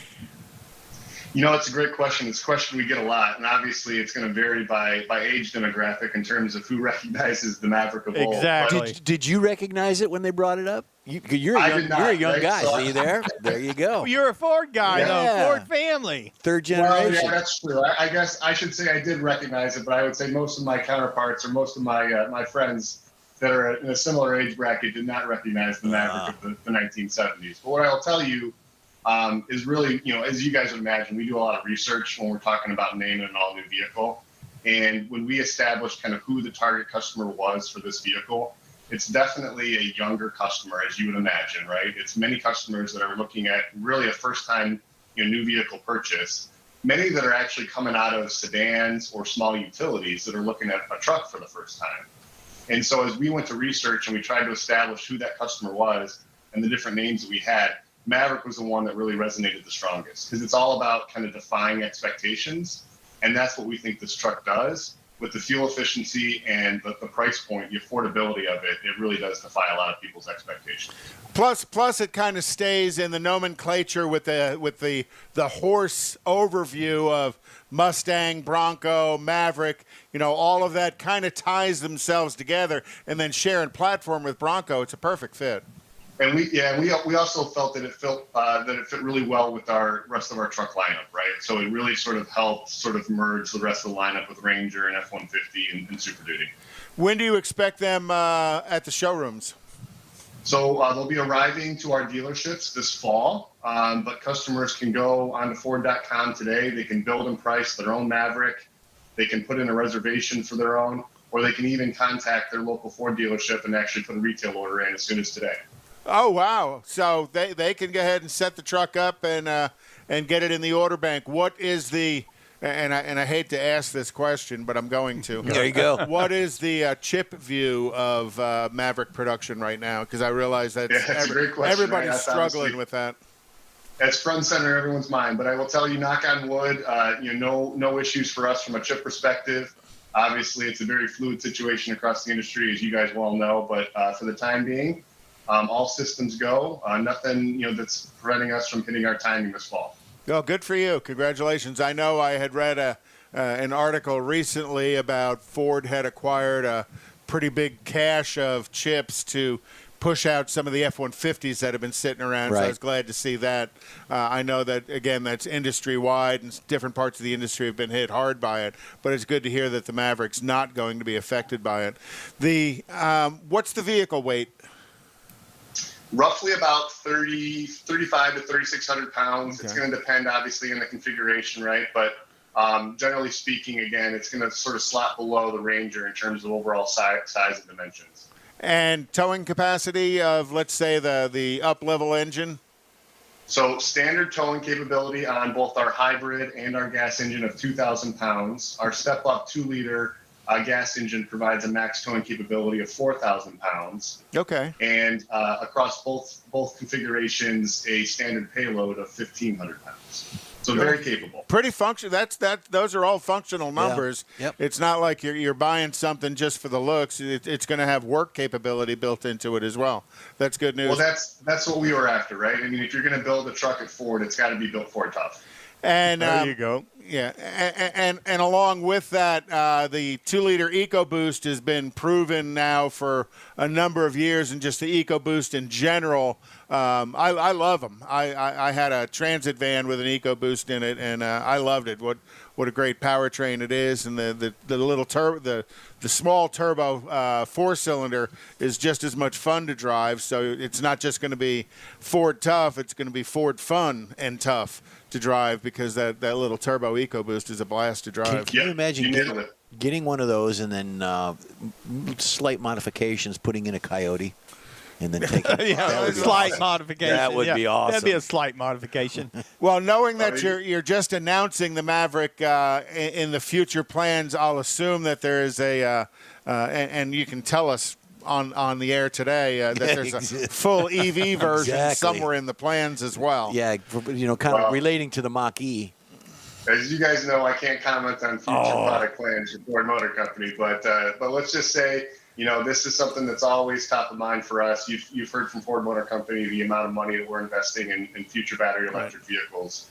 Something that we're always monitoring the industry to try and see what the opportunities are. Cool. And you had talked about a bed system that you have in it. Tell us a little bit more about that. Have you got some images you can show us? Yeah, absolutely. Let me see if I can go ahead and share my screen here. While you're doing that, are you up in the Detroit area, obviously? Yes, I am just outside of the Detroit area. Okay. I grew up in the Dearborn Heights area, so I'm very familiar with the old glass plant. So, gentlemen, it's saying that I'm not able to share my screen. We're going to have to figure that out. Mike, how can he share his screen? You have to give him permission to do that? Here. Let me check. You can draw says you can. Let me do it this way. Draw a picture on a piece of paper and just hold it. Oh, there we go. Now it's letting me. Okay. Okay. Can you guys see my screen? There you are. Oh, yeah. Oh, wow. There you go. Very nice. So this is our all-new Maverick, right? And I'll scroll through a couple of images, but just to give you guys a sense for size, right? So here's our Built Ford Tough lineup. You can see Maverick off to the right alongside a Ranger, F-150, F-150 Lightning, and Super Duty, right? But absolutely a really strong-looking truck lineup. That's a good picture like that. It's real easy to see everything. And a very familiar family-looking front end on that as you progress up the line with the rest of the trucks. You can definitely tell it's from the Ford family of trucks. Absolutely. Yeah, and that's obviously what we were going for, right? We really want to own that truck positioning, and I think the front end absolutely sort of marries the rest of the lineup alongside. For sure. A unique color like the old Bronco. The early Broncos. So here's a shot of our truck bed. It's a 4.5-foot bed, extends to 6 feet with the tailgate down. And the tailgate's really interesting. I'll get to it here in a moment, but it's a multi-position tailgate, which effectively allows you to also put it at an angle that would allow for storing larger sheets of plywood or longer items like a kayak or skis or what have you. Really gives you kind of a stronger, more versatile way to use the overall bed. So it kind of lays across the top of the wheel wells and extends out to give you the longer range. Cool. Yep, you got it. And this is, I think the beauty of Maverick 2 is obviously the reach over height. So given that it sits lower than, a Ranger or an F-150, very, very easy for customers to just reach right over, grab, or throw things into the bed of the truck as well. Very cool. So here's a shot of the flex bed. And what you guys can see is there's a number of different provisions that we built and actually engineered into the bed itself. Okay. And the idea being really trying to allow customers to personalize and really kind of customize the way that they use the bed of the truck, which is why we call it the flex bed. And I'll show you kind of what that looks like. But you can buy 2x4s, 2x6s, and actually create bed dividers. We're going to provide customers with step-by-steps on how they can create their own bike racks or bed rails. What we really were after with this vehicle, knowing that its affordability is really top of mind for this customer, we wanted to give them options. We didn't want to just sell them our same accessories, because we obviously got a full catalog of Ford accessories. We also wanted to give them more affordable ways that they could personalize their truck. And that's the whole intention behind the flex bed, is making sure that customers had that optionality to be able to either decide to purchase those Ford accessories, but also more affordable solutions as well. Yeah, because really you're targeting this at a younger group, partially. So they're going to be a little more active, and they're going to be looking for more ways to do things. Exactly. And really, it's a lot of customers that, like as I mentioned before, haven't owned a truck before. So we're really opening up more options for them as far as what they can store in the bed of the truck, how they can use it for towing or just general payload. We want to make sure that we're opening up a lot of different options for that. Right. And really, the bed itself is designed to do that. And you had mentioned an accessory catalog for it. Will that include a roll top and a flip top cover for it, and a tune-up? Absolutely. Okay. Yeah, we'll have soft and hard tonneau covers. We'll have the bed extenders that were shown previously. We'll have a number of different accessories again that will allow the customer to further personalize their vehicle. Well, you're showing the thing I love the most about the Ford hybrid F-150, and that is the power source in the back. And living down here in South Texas, when we had Snowmageddon back in February, I wish I had a Ford F-150 hybrid where I could have powered my house with it. Is this also going to offer what output is this power outlet? Yeah, so you're referencing our F-150 Pro Power on board as part of the F-150 hybrid. This is a standard 110 volt outlet, right? So these are available for optionality within the truck for those customers that either want to plug in small appliances, charge various items. If you wanted to plug a TV in for tailgating, what have you. I was thinking tailgating. We'll have these available to those customers both in the bed of the truck as well as the inside of the cabin as well. Have you driven one yet? Of course. I have. Okay. I have. I think that the great thing about Maverick is you have the versatility of a truck, but it drives and maneuvers like a small SUV. And it's because of the way that we built the vehicle, the platform that we're building the truck on. We've got that built for tough capability and credibility, but the vehicle maneuvers and drives like a small SUV. And that's really what's, I think, sort of the best combination is you still feel like you're driving a small SUV, but you're getting all of that capability and versatility of the truck. So did you drive it just at a test track, or did you get a chance to drive it out in the real world? Just on a test track for the time being, but I'll have the option to be driving it out in the real world here soon enough. Sure. Everybody's going to be stopping you to ask you for it. You're just going to explain all of it with a big smile on your face. No, he's got to build it, order it, and take delivery of it. That's Yeah, exactly. You got it. And then I'll show you guys some shots of the interior here. Okay. Oh, beautiful. A lot of thinking went into how we designed and engineered the interior of the vehicle as well. Standard 8-inch touchscreen, standard Apple CarPlay and Android Auto. Really a lot of driver assist technologies that are standard in this vehicle. So again, you're talking about a vehicle that starts at $20,000, but it doesn't mean that you don't get a number of the same amenities that you would expect out of a Ford vehicle. You can see a couple of different things. This is the under-seat storage area underneath our second row. So again, we're not asking customers to compromise from an overall storage perspective. Those customers that might be driving small SUVs still need places to store their stuff. Well, if you buy a Maverick, you've still got that, right? You've got the flex bed, where you can get that soft or hard tonneau cover to store things back there, but you also can store things inside the cab underneath the second row. And store them out of sight, yeah.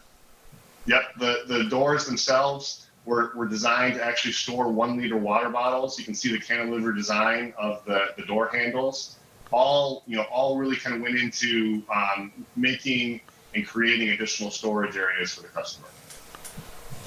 Cool. Interesting. Very cool. Nice layout. Wow, I like that. And the touch screen, you said Apple CarPlay and Google Android applicable? Yep. So it's Sync 3 is available in Maverick on our higher series, but we still have a standard 8-inch touchscreen that still has Bluetooth capability, but standard Apple CarPlay and Android Auto. We know this younger customer likes to bring in their applications, their navigation, and what have you. And so that customer that might not have sync can still actually access all of those same things and still be connected through the truck. So listen, Scott, we're kind of running short on time. What would be the number one thing the person needs to look for in this truck? Well, I mean, I think really it's the full package, right? It's, again, depending upon, what's most important to you, we feel like we check a lot of those boxes with Maverick. It's got five passenger seating. It's got the versatility of a truck and really that capability in the towing and the payload for those customers that need it. But it's got the fuel efficiency, right? You're talking about standard 40 mpg and 500 miles of range. Wow. And again, a starting price of under $20,000. So it's really hard to beat all of those different attributes from an overall package perspective. So loaded up with all the bells and whistles, what are we looking at? Well, again, you're looking at a starting price of below 20 with all of the bells and whistles, all of the features and content. Maverick will price up to around $36,000, $37,000. Okay, well, you're still in the ballpark with that. Exactly. And then what kind of production numbers do you plan first and second year? Well, we're going to build the demand. You guys know that. I can't share with you guys what our absolute number of vehicles are, but I always ask those. I know. And You're going to find it. What I will share with you guys is I mentioned before, customers can go online today and they can either submit reservations or they can submit retail orders with their local Ford dealers. We've got a healthy amount of reservations coming through, so the demand is very strong for this vehicle. Great. And I'm going to go to Ford.com and find that link and put it up on our website and Facebook page. And I'm going to build one for them. All right, Scott. Man, we do appreciate you taking the time to join us. Trevor? Absolutely. Thanks for having me, gentlemen. And thanks a lot for sharing Maverick and all the photographs with us. Yeah. Particularly that one that really lays it out how it fits into the lineup. That was really good. They explained a lot of things for it. So we appreciate it, sir, and we'll be talking to you again. Perfect. Thanks, Trevor. Guys. If you'd like to get in touch with us, you can shoot us an email. The address is info@inwheeltime.com. Time now for our cruise in calendar, Mr. Conrad. Yeah, like I said, July 25th is Houston Cars and Cocktails at Little Woodrow's off of 249. Also on July 5th is going to be Extreme Off-Road and Performance Car Meet at Extreme Off-Road and Performance. Saturday, July 31st at 9 a.m. is going to be the Cold Spring Car, Truck, and Bike Show at the Cold Spring, Texas Community Center. And then Saturday, September 25th, we will be live at Woody's 3rd Annual Waterfront Car Show at Topwater Grill in San Leon, Texas. Yes, sir. Come on out there. It's a stunningly beautiful location. Very good food. We've eaten there a couple of times. Very, very good food.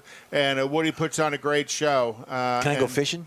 Yes. You can go fit. Yes, you can. Not go during the fishing. show, Be though. careful what you fish for, though. Okay. Yeah, because there was an incident last year, I understand. And then another thing that's coming up, and that is going to be August 24th at Houston Community College at the Northeast College. They're having their 50th anniversary celebration. Wow. And the address is 8001 Fulton Street in Houston, Texas. The setup for cars is going to start at 9:30 to 10:30, and the event's going to be 11 to 1, and they'll have 1:30. 11 to 1:30. Thank you. Reading over my shoulder. I appreciate it. And they're going to have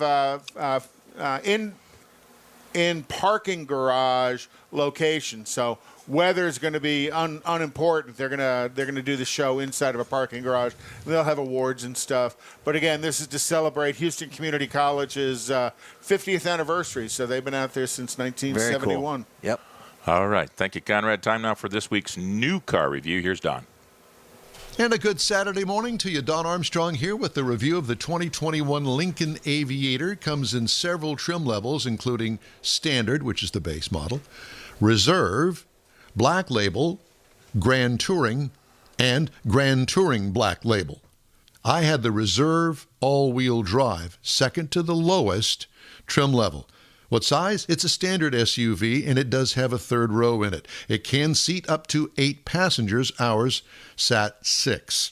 Exterior changes from last model year. Well, it was all new last year. It has a sexy, sexy grille, that new Lincoln look that I really do like. High-mounted headlights up front, great-looking front end on this. Aviator fender badges are integrated into the upper front fenders, and the kind of a faux vent kind of look to it. Really does look good. Beautiful wheels on this, and sleek rear hatch and lighting with quad exhaust tips on it. It's high-end all the way. What I liked? The sleek, sophisticated overall design, and I don't think anything could use improvement. On the interior, a sophisticated interior design. Ford and Lincoln did a great job on the interior in this. Comfortable, highly adjustable front seating that looks good from the outside. Well laid out center console and dash, and the easy-to-use Ford Sync infotainment system on a very large center screen. As far as cargo and trunk room is concerned, it's plentiful when you have the third row folded down. What I liked? The striking color combos that they offer on the interior, depending on the exterior color. What could use improvement? Well, there are some cheap plastic parts on the lower door panels, but who looks down there anyway? As far as the drivetrain is concerned, it is a 3-liter twin-turbo V6 that turns out, are you ready? 400 horsepower. Torque, 415 pound-feet through a 10-speed automatic transmission. This thing will get up and move. And it also has enough power to tow a nice-sized boat. The tow rating on this is 6,700 pounds. As far as mileage is concerned, well, it's just kind of so-so. 17 in the city, 24 on the highway for a combined of 20. I got 20.7 over 367.9 miles. What I liked about it, the power, baby. There is a 494 horsepower plug-in hybrid model that is available if you need more power than the 400. Ride and handling? What I liked about it is the adjustability of it. It has several settings that are already pre-programmed. Throw it in there. You want to use sporty, fine. If you want to do comfort, got that too. What could use improvement? I really don't know. I can't really think of anything. The ride and handling is superb. For the ladies, Matthew McConaughey. I just saw a picture with him sitting in it, so I just thought I'd throw that in there. Okay, here we go for the base trim price, $59,620. Price is tested, $76,640. Really? Base model price, $53,695. Now, competitors include the Audi Q7 for $63,800, Lexus RX 450 HL, the hybrid model, $56,510, so it fits right in there with that.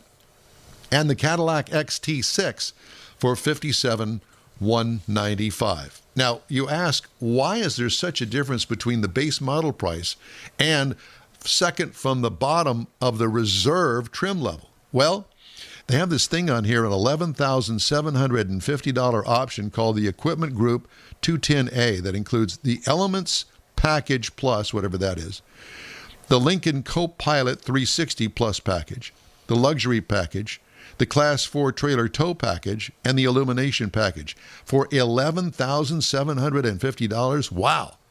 I think if you need that, I think I would look at something, maybe the Navigator, because you're getting really up there as far as prices are concerned. It also has a dynamic handling package for $2,400 and a convenience package for $2,100. So that's why there's $16,945 in options on this particular one. Try to stick with the trim package that it comes with and try not to add on anything. That'd be my suggestion. Well, that's it. That's the review of the 2021 Lincoln Aviator. Hope you enjoyed it. Have a great day, and we'll see you live next weekend. If you'd like to get in touch with us, specifically me, shoot us an email. The address is info@inwheeltime.com. When you're ready to shop Chevrolet, we know one that should be at the top of your list. Bayway. Locally owned by Houston-born and raised Daryl Wisniewski, Bayway brings a sense of family to your Chevrolet buying experience. When you're in the market for a new or used vehicle, you now have a place to go. General Manager Lincoln Stahl guarantees Bayway will beat any competitor's written price on the new vehicle you choose or pay you $1,000. Bayway Chevrolet is located only 8 minutes from the Beltway and Highway 288. Whether it's online or in person, you'll be welcomed like one of the family. BaywayChevrolet.com. Tailpipes and Tacos, Houston's premier monthly car cruise-in, returns Saturday, July 17th at 2 Lupi Tortilla Mexican restaurants in Katy and inside the Loop on the Southwest Freeway near Kirby. Tailpipes and Tacos is free and everyone's invited. You'll see collector cars, hot rods, customs, magnificent originals, and resto mods at 2 locations. Cars from all over Southeast Texas cruise in and show off in a friends and family event at the Lupi Tortilla Mexican Restaurant on the Grand Parkway at Kingsland Boulevard, just south of I-10 in Katy, and inside the Loop on the Southwest Freeway near Kirby. Drag racer, car enthusiast, and Lupi founder Stan Holt brings you Houston's hottest cruise-in. Tailpipes and Tacos, inside the Loop on the Southwest Freeway in Kirby, and in Katy on the Grand Parkway just south of I-10, where you'll see the In Wheel Time Car Show. Get your ride ready, and we'll see you at the Tailpipes and Tacos Saturday morning cruise-in, July 17th, 8 to 11 a.m., weather permitting. You see all the new ceramic car wash cleaners on TV now, but John Gray at Gulf Coast Auto Shield has been using ceramic coatings on Houston's most expensive cars for years, and he'll tell you that nothing beats the real thing. Gulf Coast Auto Shield installs a coating over your paint that actually comes with a warranty. If you just picked up your Lambo, your Aston Martin, Porsche, Ferrari, any other exotic car, chances are your car will have company that have already found Gulf Coast Auto Shield. Now, you don't have to own an exotic. Maybe you got a truck, an SUV, or even an older vehicle that needs a little love. Well, let John Gray give it a look and give you an estimate on refurbishing that paint and making your vehicle look new again. How about getting a gift certificate for the wife's birthday or anniversary from Gulf Coast Auto Shield and tell her, honey, I know you love your car, so why don't we get it looking new again? It'll be the best gift ever, one that she'll never forget. Get hold of John Gray at gcautoshield.com or give him a call, 832-264-0670. Gulf Coast Auto Shield.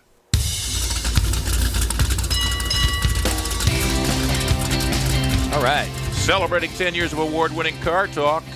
It's the In Wheel Time Car Show, your weekly go-to all things automotive place. Just ahead, we talk with racer Alec Udell this half hour. We'll have This Week in Auto History and get you updated on the stories making auto headlines this week. Howdy, along with Mike Out of This World, Mars, and King Conrad DeLong.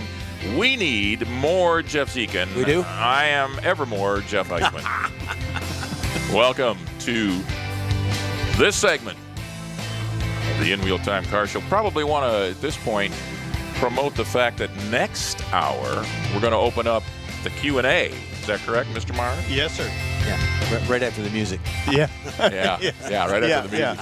So we've got an opportunity. We thought we'd answer a few questions. If you got some questions, shoot us something in Facebook on the chat page, and we'll try and answer your questions. We'll answer all the questions. Yeah, we may lie, but we'll answer all like of them. A truth or dare or something? Well, all of them that we can over the air. Don's got whiskey in the studio, doesn't he? Well, yeah, but that's for the extra. Oh. Well, the question I want to ask is, hey, Alec. No, you don't get to ask any questions. Hey, Alec, do you have a passenger seat in either the Mercedes or the Lambo you can take me for a ride in? Let's see if we can get Jeff to pot him up here.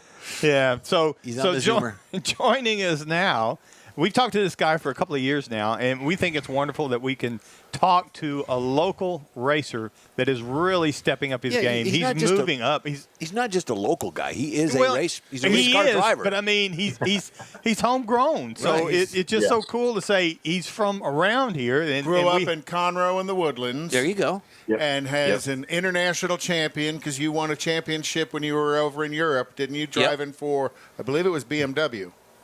Yep. Yes, sir. It's just mildly yes. Yeah, I know. He says that. So, we all want to be. And you're a Clemson grad. I read somebody had said something about they haven't heard you talk about Clemson in a while, and I figure we'll throw that in there so they can hear it. Yeah, that's great. Yeah, we've even got a tiger paw on the Lamborghini this year, so that's pretty cool.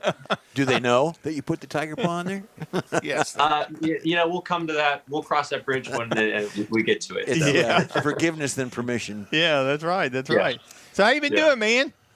Yeah, doing well. I'm super excited. I know we tried to put some things together about a month ago now, but glad I could make it on the show this morning. Been extremely, I like to say productive instead of busy, because busy just sounds like I'm not managing my time well. So been very productive all over the country. Raced at Watkins Glen 2 weeks in a row. The last couple of weeks was on the podium with the Lamborghini, and we didn't quite get there in the Mercedes. But before that, we finished on the podium at Mid-Ohio with the Mercedes. So it's been good. Went down for the Black Series launch in Miami with the new AMG GT. And then this week I was up in Wisconsin at Kelly Moss Road and Race.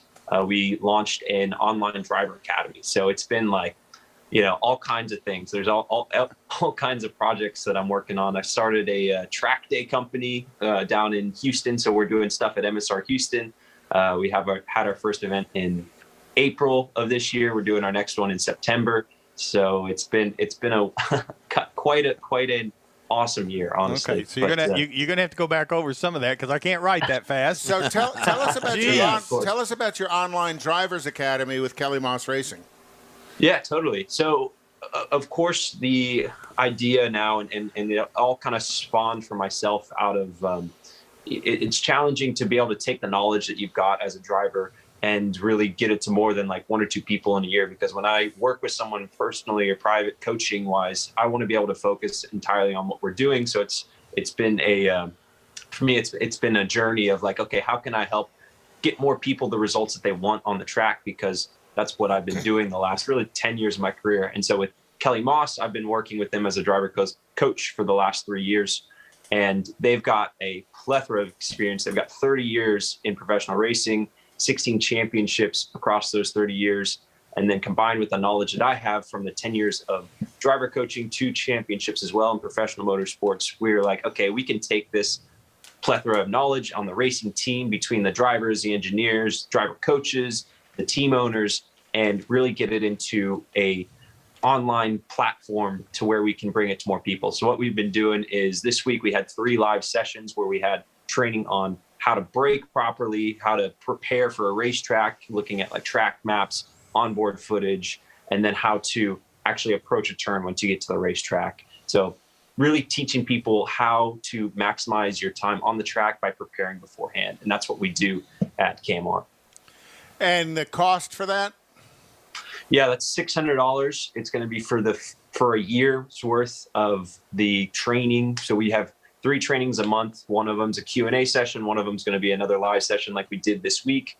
And then another one's a mindset preparation session, as well as we've got 60 resources, 60 online trainings, online videos, that's kind of what's on this screen up here to my right here, but it's all hosted on a central system to where you can go in and review, hey, I want to check out how to drive a chicane. I want to check out how to prepare my mind for the racetrack, and go in, watch these 5 to 15 minute long videos and figure out, okay, this is exactly how the professionals are doing it. Wow. And you can access it multiple times, obviously, if you need to go back and look at it and go across it. Yeah. Cool. So did you build this yourself, or you had other folks with you, or obviously the concept was your idea? It's just a matter of getting it forward, and what support did you have to get this done?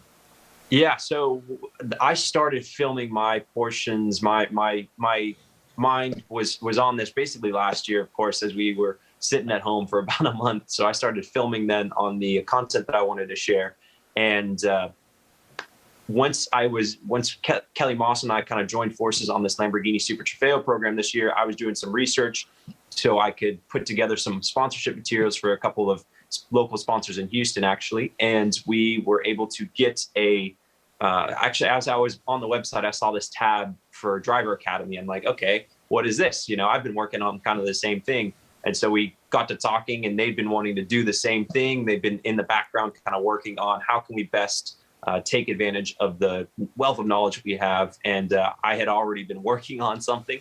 And so we were able to just put a partnership together basically on a KMR and Alakida Racing combined program for teaching drivers how to make the most out of their track time. So it just kind of one of those things where you're in the right place at the right time. You have the people that are like-minded and already knew I didn't have to show my credibility with the team because I've been working with them for a number of years, didn't have to show their credibility to me, of course, because we've been working together, and just was a matter of making a phone call and saying, hey, let's do this. So we're both kind of working on the same thing in your own little siloed worlds, didn't realize you were together. So that's pretty cool. Yeah. Yeah. And it helps that you've podiumed for them to kind of prove your worth as well. The Lamborghini Super Trofeo, is it series? It's part of the IMSA program. That's correct. And you drive in a category with, I'm going to say, relatively equal cars. Everybody drives their Aventador, but within that, everybody gets to do a little bit of playing around, not very much, but I'm sure there's a little bit of self-tuning that you got, not tuning the engine, but as far as adjustments you guys get to do. If you ain't cheating, you ain't racing. But within that series, you have professional drivers, pro-am drivers, and amateur drivers. So it was kind of interesting to watch the race, the rebroadcast of it the other day, because everybody's basically driving the same car, but there's like 4 classes in there, all dependent on the driver and the variances of the drivers, and then the single car drivers versus the dual driver cars and the pits and all of that stuff. Team driving, Yeah. So KMR must be real happy to have you to podium for him so often, and again in the future, I'm sure. Totally. And the goal there is, of course, winning the championship. So we're in the top 3 right now. And it's our first year with the Lamborghini Super Trofeo car. So, of course, there's been a steep learning curve. And we only actually finalized the program in about probably beginning of March of this year. So it's all happened super quickly. And we're already halfway through the season now in July. So and all the other guys that are in the champion, a lot of the other guys that are in the championship series with you, they all have Italian names, so they yeah. So there's a few of the development drivers for the Super Trofeo car that have been racing against this season as well. So we're doing well. We're just still working on that win. Thought we'd get it at Watkins Glen a couple weeks ago. I was up on the pole position, up on the first starting spot for one of the races, but just couldn't quite convert it into a win. So. And how was it driving the Glen? Have you driven there? Have you driven there before? Yes. Yeah. That track's beautiful. It fits that Lamborghini super well. We were doing 175 mile an hour before going into the bus stop, and that thing is just it's awesome. I mean, the track is amazing. It's all the banked turns, all just so high speed, flowing, and I mean, people like to say it's kind of makes you a little nervous when you're driving around there. But to me, I love the circuits that punish you if you make a mistake, because it really gives you that extra bit of adrenaline to keep the car on the track and keep it where it needs to be. So stay focused. So 170 going into the bus stop, what do you gear down to take that bus stop? Yeah, in that car, we'll use 4th gear through the bus stop. You can carry quite a lot of speed. Oh, you can carry it. Okay. Yeah, so we're up in 6th gear down to 4th gear. Wow. But you also raced in the GT4 race as well. That's correct, with the Mercedes, and I know you have your AMG hat on. So got my AMG I'm not hat. Sure. I see the Lambo in the background, the AMG hat, so you're well-rounded today. Well, just to we follow, all of us follow you on Facebook, I'm sure. And then just recently, when they ran the race on TV, Conrad was texting everybody, "Hey, turn it on." I actually recorded it, so there you go. Awesome. We're fans. We all want to be you. Yeah. Yeah, exactly. Or go for a ride with you when you're there, but I know that won't happen. No, I'll stand back and I've got watch. to get you down to one of my track day events. We can make that happen. Not at 170. No, thank you. So what was your not necessarily your pole time, because I know that's a little unique, but what's your average in the Lamborghini? What's your track time going around the long course at Watkins Glen? Yeah, we're running high 1 minute 46 second laps to low 1 minute 47 laps in the race. That's about our average race lap time. And then what about in the AMG? In the AMG, that's about 150, high 155s, low 156s. So it's like 10 seconds slower. And then let's say the GTD cars, what kind of lap times were they running? In the race, they're running 1 minute 45s, 1 minute 46s. Oh, so you're right in the same category. You're right in the same speed range as the GTD cars. So how do you prepare yourself from going from one vehicle to the other when you race? I mean, you got the Lambo, and then you got. Besides it being a little bit slower, there's got to be other things unique things with that vehicle. One's mid-engine, one's front engine. Well, Right. And how do you prepare for that? I mean, there's got to be some technical things you do to get yourself going to those speeds. Definitely. So there's a little bit of difference, obviously, between the two cars. Of course, there's a huge difference between the cars in the way that the layout is, front engine versus mid-engine. And then the power difference between the cars is very large as well. So the GT4 car, you drive more like I want to say low horsepower or momentum car. So you try to carry a bit more mid-corner speed. The Lamborghini has about 600 horsepower. So we're really focusing on the exit and getting to power very soon. In terms of like actual driving style, my driving style, I actually find fits very well in every car. And, even if I'm jumping from like the Porsche Cup car into the Lamborghini Super Trofeo car when I'm doing coaching days, I can adapt very quickly. And the only difference really for me is a little bit in like the braking and the turn in. So with the Super Trofeo car, generally I can be just a little bit earlier off the brake pedal because it's a bit more even across the board in terms of like the weight distribution. And I can be a little earlier off the pedal. I turn in just that little bit later. So I have a straighter line on the exit. And then in like the Mercedes on that race weekend, I'm going to be braking actually about the same point and really trailing the brake just a little bit deeper into the corner and then rolling a little bit more speed, a little less of a kind of pointed line. But in some of the places, like in the bus stop, the line is the line. I mean, you're driving this in the same place basically in every single car, depending on how much curb that you can take. But it's just small adjustments. Sounds like Mike's driving style. and the curbing either helps you or really hurts you.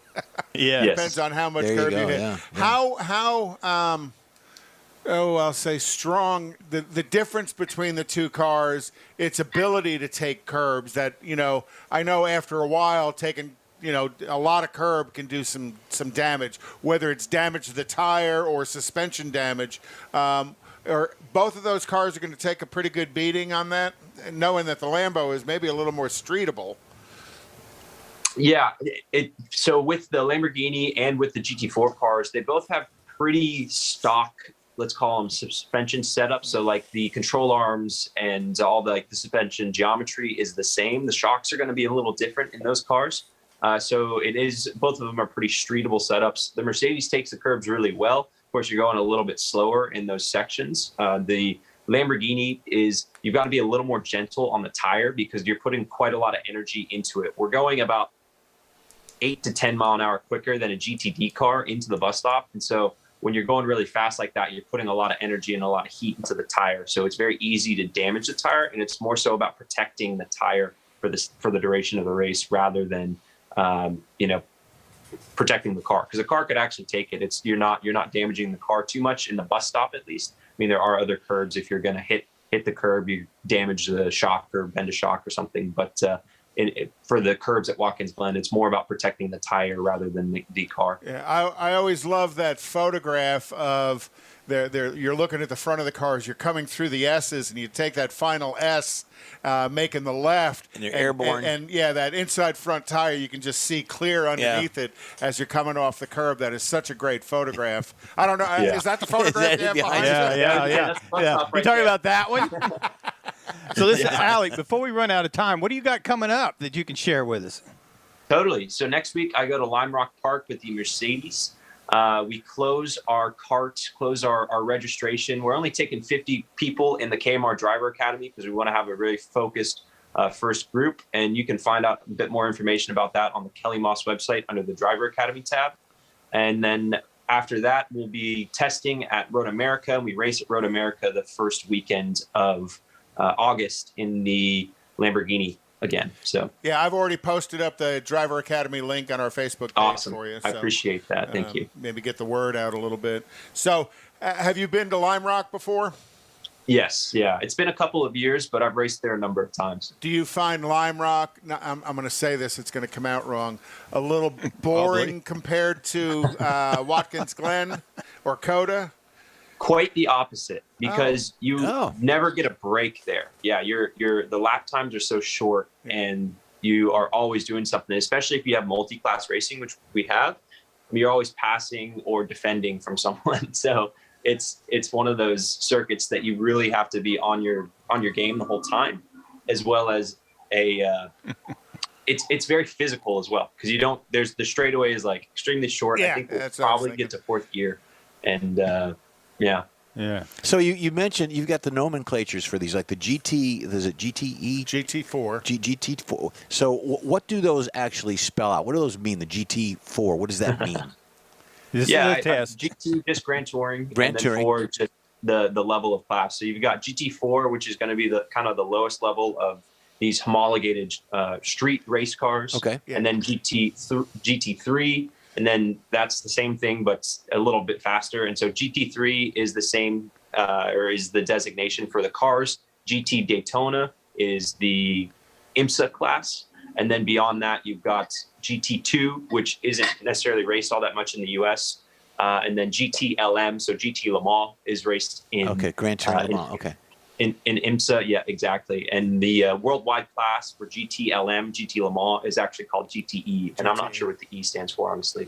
I'm everywhere. Everyone. Europe. I like the Daytona prototypes because Cadillac is in that, and they do win quite a bit. So just get into that. Yeah. So have you had any desire to do any open wheel racing as well? You know, the cars continue to get safer and safer. And so as that happens, yes, definitely. I've got some, let's call them peers of mine from back in the karting days that are, running in IndyCar quite a lot now. And then a few guys that I raced go-karts against at the national and international level that are racing in either as test drivers or racing in Formula One now. So I know that I have the skill level at some point to jump into one of those cars. It's just a matter of finding the right opportunity.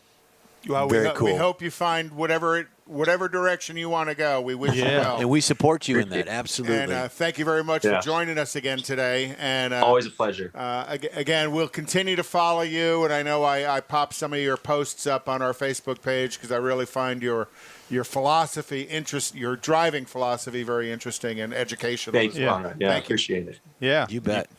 Thank you, sir. We do appreciate it, and we'll be in touch. Awesome. Sounds great. Looking Good luck to to it. you. Thank you. We'd love to hear from you. Just shoot us a email, info@inwheeltime.com. Time now for Conrad's This Week in Auto History. Okay.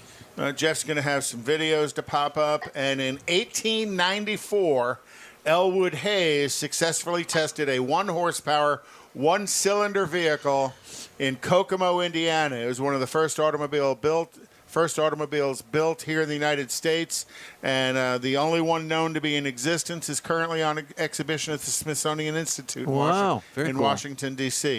In 1928, Chrysler Corporation introduced the Plymouth as its newest car on this, and projected it to take about 3 years to complete, but they got it out a little bit ahead of time. Plymouth debuted with great fanfare in 1928 with renowned aviator Amelia Earhart behind the wheel. And remember, this is a picture of the Mayflower ship arriving at Plymouth Rock. Yep. But that only lasted for about 3 years, and then they went to a different logo. And out at Hemi Hideout, John Hovis has a number of these signs from Plymouth back in the day. Yeah. When are we going to be back out there again? Well, I think we've got a date set, yeah, we don't got a date in September. Okay, good. Good. I'll be there. And then if you give me the next picture, I think it's Amelia Earhart. They used her in some advertising in the launch of the 1928 Plymouth. So you got to think that's a pretty big name back in the day. It's a cool-looking car, too. Oh, very much so. In 1957, Fiat launched the Cinquecento in Turin, Italy this week. And it was designed by Dante Giacosa, and it was marketed as a cheap, practical town car. You think? It was a 479cc two-cylinder air-cooled engine, and they termed it as a 500. So let's. Is that the only trim level? Was the 500? The 500, like a LS? Or well, no, they had some. LT? The first year, this is all they had.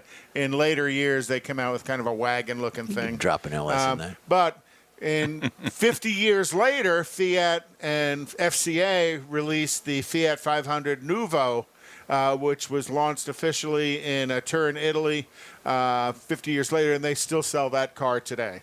And if you've ever seen one, it's quite a bit larger than the 1957 version, but it is small by comparison to today's cars. Or this table we're sitting at. It looks like it was in the Cars movie. Yeah, yeah, very much so. In 1985, Jim Patterson purchased a custom-painted Rolls-Royce Phantom 5 that belonged to John Lennon. He paid $2.2 million for this car, and mainly because of the notoriety of John Lennon owning it. Is why the Sotheby's initial estimate was 10 times less than that. They'd estimated this car to go for somewhere around $250,000. And then also in 1985, the blockbuster action movie Back to the Future, which featured John DeLorean's iconic car, the DeLorean, in time travel as a time travel device. And if you look at this one and you look at the back of it, you'll notice this is the car at the end of the movie because it has a Mr. coffee maker on top of it, and that changed right at the end of the movie. So I watched a couple of things about the DeLorean here recently and learned a ton about the car and the variations of the car through the years, through the different versions of the movie. Now, they're still here in, is it they're Stafford? Over in Humble. Stafford, Texas. No, they're up in Humble. They moved? No, they've always been up in Humble. I thought there was one over there off the freeway 59 and no, Beltway it's 8. 59 and Beltway 8 in Humble. Yeah, it's actually in Humble. Yeah, and it says DMC on it. It is DeLorean. They bought the full inventory of it. In 1992, the original Corvette engineer Zora Arkus Duntov drove the 1 millionth Corvette off the assembly line in 1992. And the color choice of that 1 millionth car, again, was a white exterior, red interior, black top. Blood red, yep. Which awesome. was appropriate because that was the color of the original 1953 Corvette, where they only built 300 of them, but they all looked the same. So you got to think back in 92, they drove off the millionth Corvette. And they've been building them ever since, generally about 30,000-ish a year. And that is This Week in Auto History. Thank you very Wonderful. much, Conrad. We'll be right back after this quick break on the In Wheel Time Car Show. Whether you own a newer car or want to keep your older one humming along for a while longer, think of Bayway Chrysler Dodge Jeep Ram, Bayway Chevy, and Bayway Lincoln to keep things in tip-top shape. From oil changes to major repairs, you can depend on the highly skilled service pros at Bayway Chrysler Dodge Jeep Ram, Bayway Chevrolet, and Bayway Lincoln to perform fast, efficient service to keep your investment running strong. For all your service needs, remember Bayway. Schedule your next appointment online anytime. Bayway, keeping it original.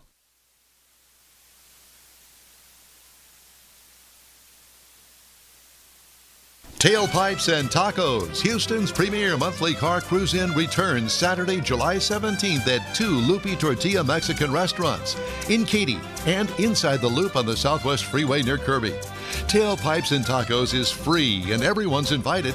You'll see collector cars, hot rods, customs, magnificent originals, and resto mods at 2 locations. Cars from all over Southeast Texas cruise in and show off in a friends and family event at the Lupi Tortilla Mexican restaurant on the Grand Parkway at Kingsland Boulevard just south of I-10 in Katy, and inside the Loop on the Southwest Freeway near Kirby. Drag racer, car enthusiast, and Lupi founder Stan Holt brings you Houston's hottest cruise-in. Tailpipes and Tacos, inside the Loop on the Southwest Freeway in Kirby, and in Katy on the Grand Parkway just south of I-10, where you'll see the In Wheel Time Car Show. Get your ride ready, and we'll see you at the Tailpipes and Tacos Saturday morning cruise-in, July 17th, 8 to 11 a.m., weather permitting. You see all the new ceramic car wash cleaners on TV now, but John Gray at Gulf Coast Auto Shield has been using ceramic coatings on Houston's most expensive cars for years, and he'll tell you that nothing beats the real thing. Gulf Coast Auto Shield installs a coating over your paint that actually comes with a warranty. If you just picked up your Lambo, your Aston Martin, Porsche, Ferrari, any other exotic car, chances are your car will have company that have already found Gulf Coast Auto Shield. Now, you don't have to own an exotic. Maybe you got a truck, an SUV, or even an older vehicle that needs a little love. Well, let John Gray give it a look and give you an estimate on refurbishing that paint and making your vehicle look new again. How about getting a gift certificate for the wife's birthday or anniversary from Gulf Coast Auto Shield and tell her, honey, I know you love your car, so why don't we get it looking new again? Cool. It'll be the best gift ever, one that she'll never forget. All right. Get hold of John Gray at gcautoshield.com or give him a call, 832-264-0670. Gulf Coast Auto Shield. Celebrating 10 years of award-winning car talk. It's the In Wheel Time Car Show. Just ahead, we talk with Prashant Sala. Fix my car, please. We need more. Jeff will tout his pre-owned car of the week, which is the 2019 Chevy Tahoe.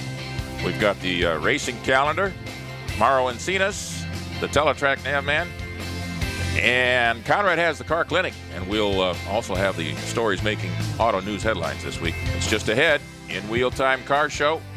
Howdy, along with Mike Out of This World Mars and King Conrad DeLong. We need more Jeff Zekin. I'm even more Jeff Heitzman.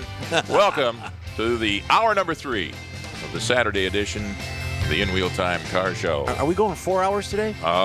If you want to.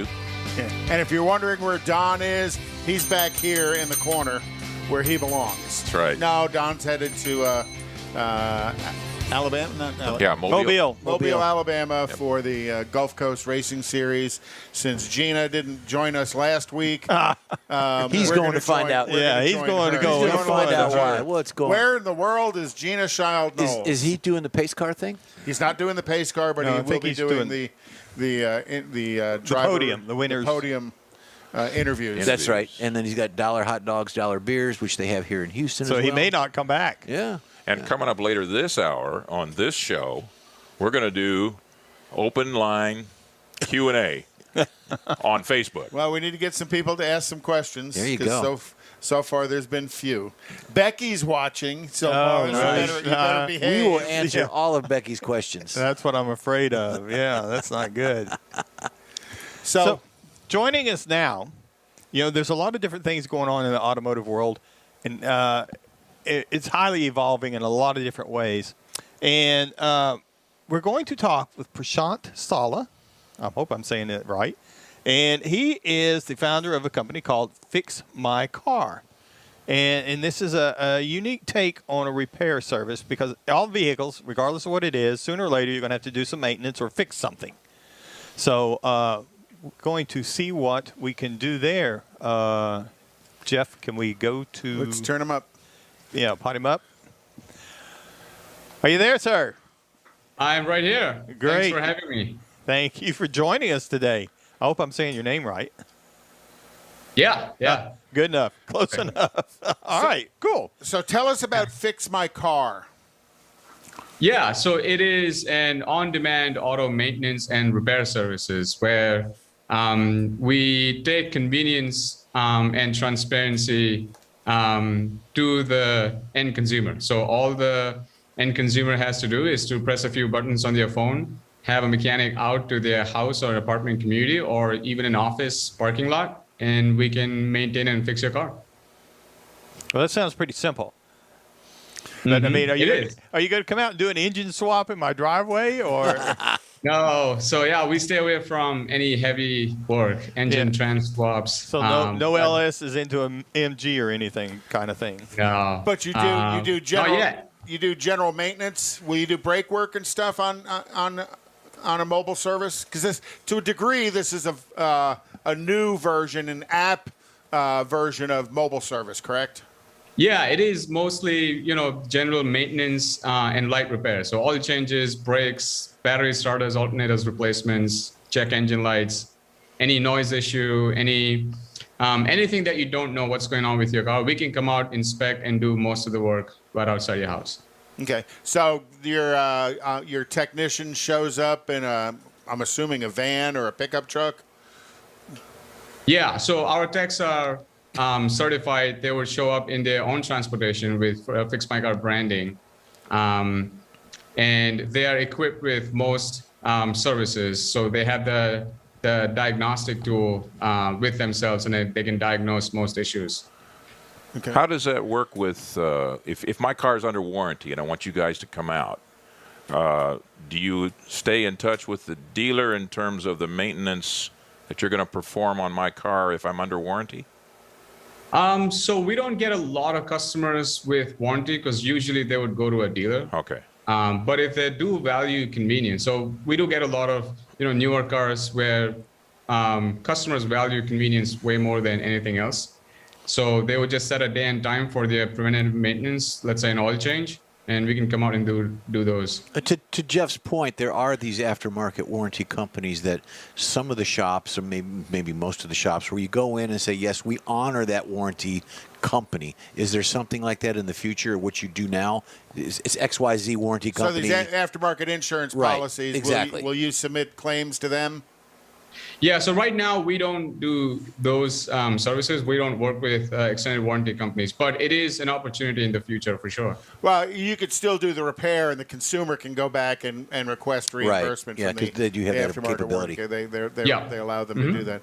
So how wide is Fix My Car right now around the United States? How many cities are you located in? So we are in 3 markets right now. So Metro Detroit, Southeast Michigan, Dallas, Fort Worth, and Houston. And launching in Austin pretty soon. Okay, cool. And how many, I'll ask this because it sounded like your technicians are contractors that work for you? Correct, yeah. And how many technicians do you have, let's say, in the Houston market right now? So we have about 30 technicians and kind of spread across the markets right now, and some on-call as needed basis. What certifications do you require for these folks to have to be on the road and to represent your company? So they need mostly, so we need ASCs or state certifications from them. And that allows us to make sure that they are certified, they have the technical skills, but we also have an in-house test that we ask them to perform just to kind of vet them with their technical skills. So if you're on a mobile repair, and say you're at Conrad's house and you get the vehicle running and it needs more work that you cannot perform in the field, is there a shop you recommend and say, hey, go to XYZ shop, we'll take care of the balance of the work? Yeah, so as of now, we can perform most services, but to your point, if it is a heavy repair, we're basically building a shop network currently that allows us to take the car, take it to a shop, make the whole process transparent, get it fixed, and get it back. But currently, we don't offer that right now. It's not launched yet. Okay. But your view of the world for Fix My Car is day repair, light maintenance, light repair. It's not about doing heavy mechanical work. It's all about the light stuff that most customers would go to a shop and wait in the waiting room for 3 or 4 hours. You make it that much more convenient because you come to their home, their work location, and perform that at their location and let them continue their life. Is that pretty much the model that you're trying to build? It is. That's how a lot of our customers look at us. They look at us as a place to get all the help for their car repair and maintenance. They know that we can send someone out ASAP, and we can give them an upfront estimate before sending someone out. And so they don't look at us as a heavy maintenance or a heavy repair service. They look at us for the 70-80% of the services, which is really maintenance and light repair. And where can people go look for your information? Like a website, or is it purely app driven? Yeah. So fixmycar.io is the website. And again, you said you're in Detroit or Southeast Michigan, Dallas, Fort Worth, and Houston, with plans of moving to Austin as well. When did you guys start? So we started 2018, and the first year and a half was really myself going out to customer houses and technicians, and my partner building the technology. And then we kind of ramped up in the past 12 to 18 months, pretty much. Okay. And I'm assuming you must have your network must have a relationship with one or two of the parts operations, because coming to my house to work on my car, if you know what you're coming to do, you can bring parts with you. But if you're coming for a light repair, you're probably going to still have to run out to a parts house to get something to finalize the repair. Is there a parts operation that you're affiliated with, or just whoever has the part that's available at the time?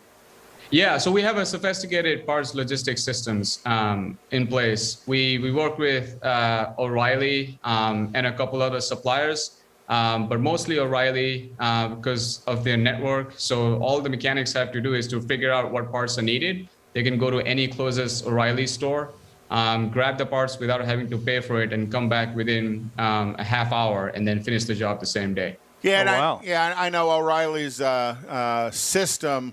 You can kind of go in and kind of select the part that you know you need, and they'll pretty much have it on the counter for you when you walk in the door. Right. Exactly, yeah. So either we can order the parts if we know before sending someone out, or the technicians have the capabilities to order and collect the parts almost real time and go to the closest O'Reilly from the customer's house. Cool. And then do you guys offer any kind of guarantee after your repair is done? You know, where I know on the parts houses, a lot of times there's a guarantee on the part itself. Do you also back that guarantee up with quality of work performed by your techs? Yeah, we extend the parts warranty in most cases. We have a 2-year, 24,000 miles service warranty on parts and labor both. And fortunately, I mean, not a lot of warranty calls because of the fact that we really stick to light auto repair and maintenance. Okay. Cool. Real neat. So on the truck that gets dispatched, if we jump on the website, or I'm assuming you said is there an app that you can dispatch through? A phone? Yeah. So the app is in development right now. Okay. On both sides, the mechanics and the consumer side. On the customer side, if they go through the website, getting a quote and getting a booking is less than 60 seconds. Okay. If you call someone, we can send someone out almost the same day. We have a really good customer support service system where all you have to do is to just pick up the phone and we'll send someone out ASAP. So if I've got brake pads for my current model vehicle, but I don't have the time to do it, can someone call you or book time for that? I've got my pads, or I've got my alternator. I just don't have the time. Come out and do it.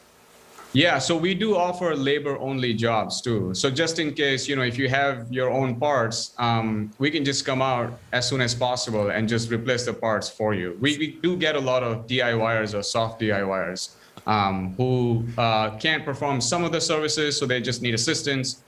So we do help them out as much as possible. Or they get the wrong part. Well, they can do the ignition switch on a 1970 Oldsmobile There you Rally go. They are in Houston. Which has been in my garage. Can we book some time right now to Conrad's house? What year is it? 1970. 1970. No, let's not go there. Well, it's an interesting. But it's a thought. It's a thought. It's an interesting concept, and when you look at fleet maintenance, this concept has been around for a long time for fleet companies to hire an outside company to come in and do repairs, right, or they have their home fleet maintenance and repair guys that'll go to wherever that fleet vehicle is. How many competitors are there in the market for you right now that are doing basically home visits, where the mechanic will come to you?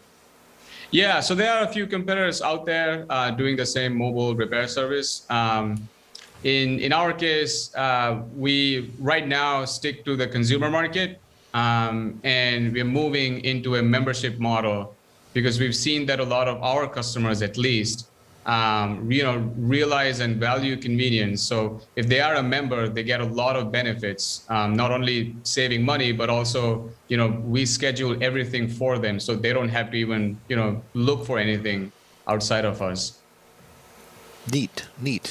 Very cool. Listen, I was looking through the paperwork that we got, and one of the other things that you haven't mentioned is about used car inspections. Mm-hmm. It is a big market.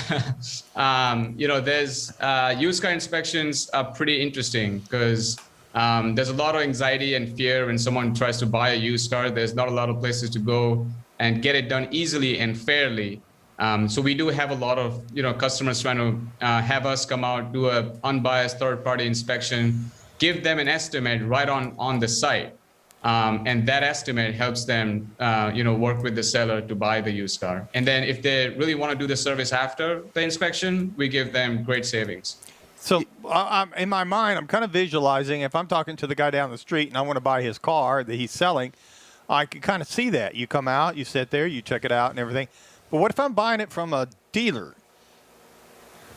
Well, for us, it doesn't matter because for us, we just need a safe location to perform the inspection. And we have our own inbuilt system that we can create an inspection report with audio, visual, and all kinds of notes with a scan report as well. So for us, it doesn't matter if it's a dealership, as long as that place is permitted to do the inspection, we can do those inspections. So I guess maybe that was my question because I'm thinking, okay, do I need to take it for a test drive and find a place, a parking lot, someplace to do this? Or with the dealership, or do you find the dealerships are open to you coming on their property? We've had some cases where the dealers have no problem at all because they want to sell the car, they want to sell the used car, and they want to have a third party do an inspection. So we haven't had any issues. It's mostly the actual site. Like if there is a site, even outside the dealership or in the parking lot, that we can come out and do a quick 30, 45-minute inspection. Do you offer a warranty? What's that? Do you offer a warranty on the work that you do? Yeah. So we offer a 2-year, 24,000 warranty. Okay. And I guess I missed that. Yeah, moving forward, I mean, we are looking into almost giving an unlimited warranty because, there's not a lot of warranty calls. And if there are any, they're usually within 30, 45, or 60 days max. Yeah, just on the type of work you're doing. Diagnosis tends to be a little bit easier. Part availability tends to be a little bit easier because it's all light maintenance and repair. Now, do you charge by the job or do you have an hourly rate like other shops? Yeah, so we do pricing based off of just the regular labor guide that the shops go by. Okay. Just because mechanics and consumers are used to that pricing. Right. So we kind of follow that. Yeah. Basically everybody understands it's the book rate, that you get this many hours to do this kind of job. The only difference would be the labor rate that you're applying to that. Yeah, exactly. And then a lot of the good technicians, they appreciate that because they can get a lot of these services done earlier than the book time. So they get paid book time no matter what. So we call it flat rate or flat time, Yeah, for the technician, it's all about productive work. And you said that they show up in their own vehicle. It may be branded Fix My Car. But with that, what are your requirements of the technician as far as the technology that's on their truck and the equipment that's on their truck? I'm assuming they're going to have some high-level scanner as well as some type of compressor, floor jacks and stuff. What other kind of things would you require the technician to have available on their truck? Yeah, so the truck has to be operational. We obviously, on the tech side, we do background checks, make sure they have the soft skills and the technical skills to be able to perform diagnostics and also R&R, repair and replace and repair any component. On the tool side, the techs need to have like basic mechanical tools, jack stands, light electrical tools, the diagnostic tools. Any diagnostic tool which can scan most of the modules, give freeze frame live data, and basically can give us a scan report and also give us an insight on what could be the fixes.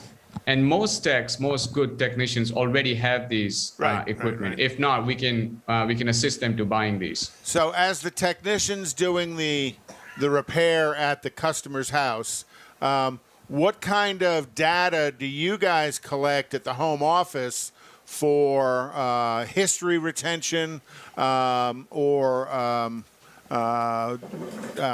follow-ups, and let's say a repair order documentation for the consumer?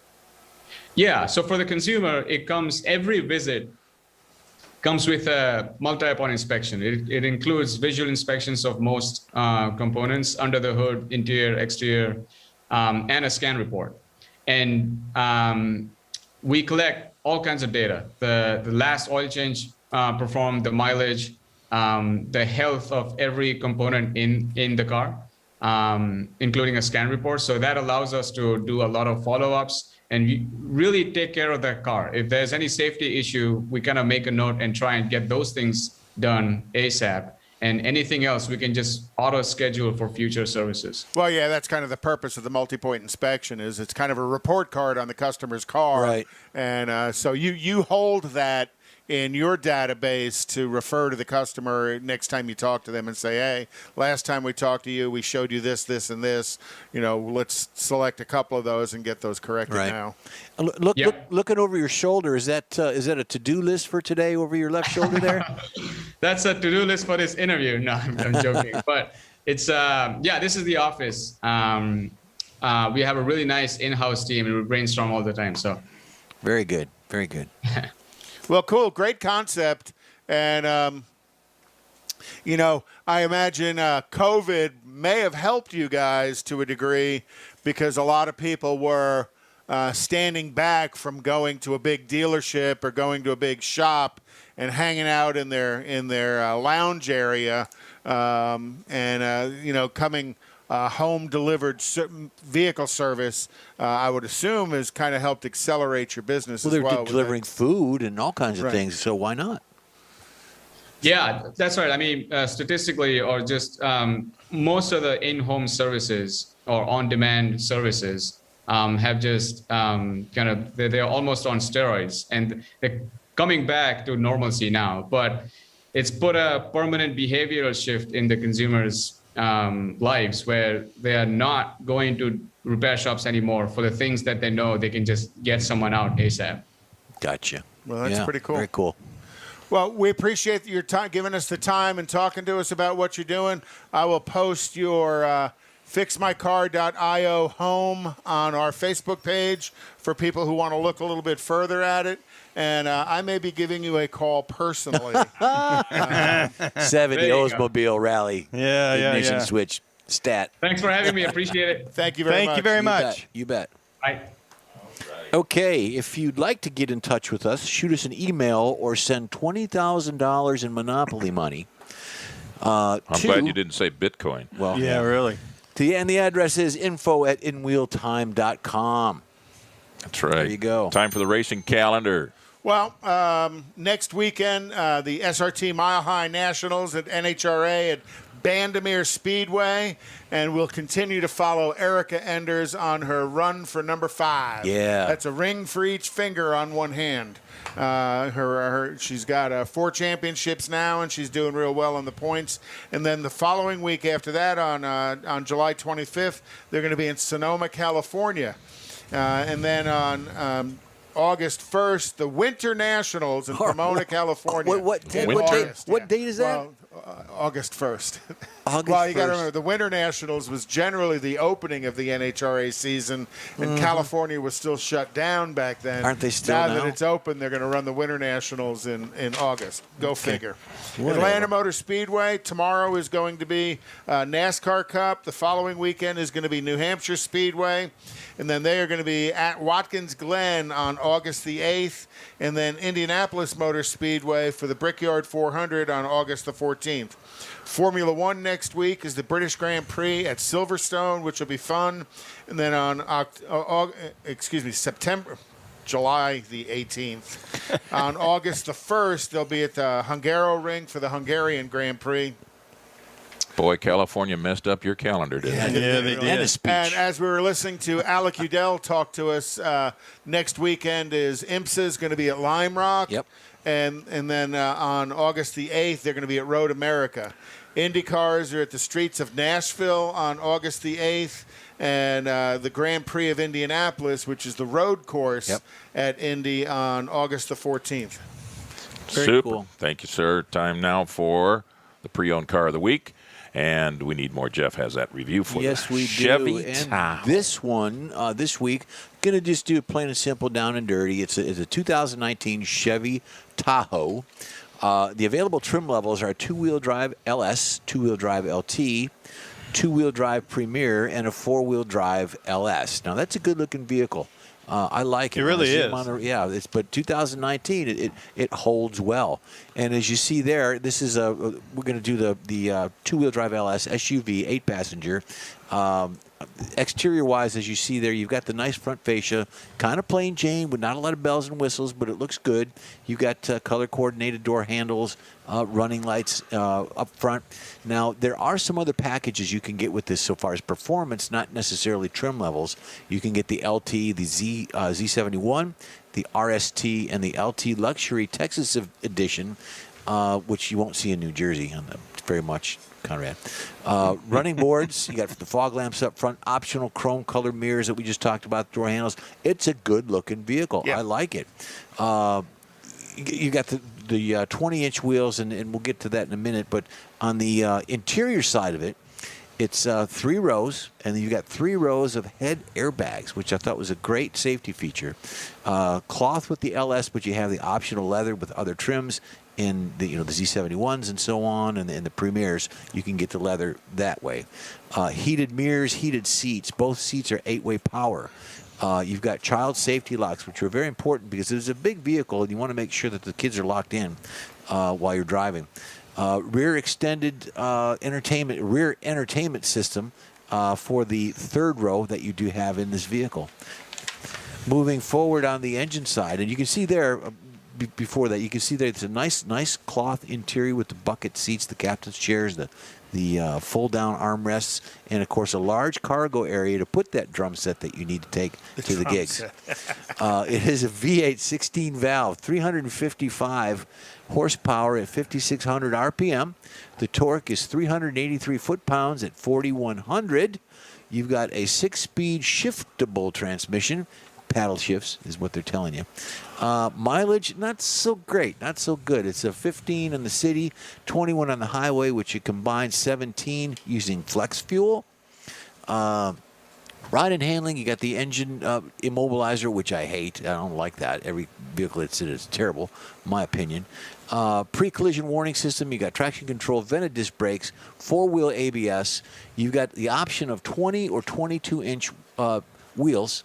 The 20 is the package that you get when you buy the vehicle, but it's a 275, 55, 20 all-season standard, which General Motors has put on their 1,500 half-tons and all that forever and ever, so you'll have plenty of tires. $45,000 to $48,000 in the price range, and that is it for the 2019 Chevy Tahoe. Back to you, Jeff. Thank you very much. The In Wheel Time Car Show streams on Facebook, YouTube, Twitch, and InWheelTime.com. Podcasts are available on your favorite podcast channel.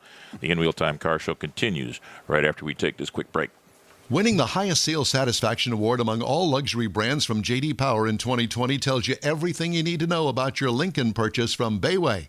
Bayway Lincoln is where a premium buying experience is a priority, and you're invited to feel it yourself.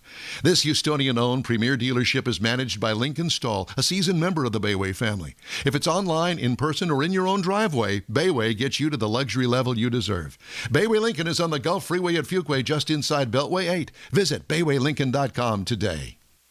Tailpipes and Tacos, Houston's premier monthly car cruise-in, returns Saturday, July 17th at 2 Lupi Tortilla Mexican restaurants in Katy and inside the Loop on the Southwest Freeway near Kirby. Tailpipes and Tacos is free and everyone's invited. You'll see collector cars, hot rods, customs, magnificent originals, and resto mods at 2 locations. Cars from all over Southeast Texas cruise in and show off in a friends and family event at the Lupi Tortilla Mexican restaurant on the Grand Parkway at Kingsland Boulevard, just south of I-10 and Katy, and inside the Loop on the Southwest Freeway near Kirby.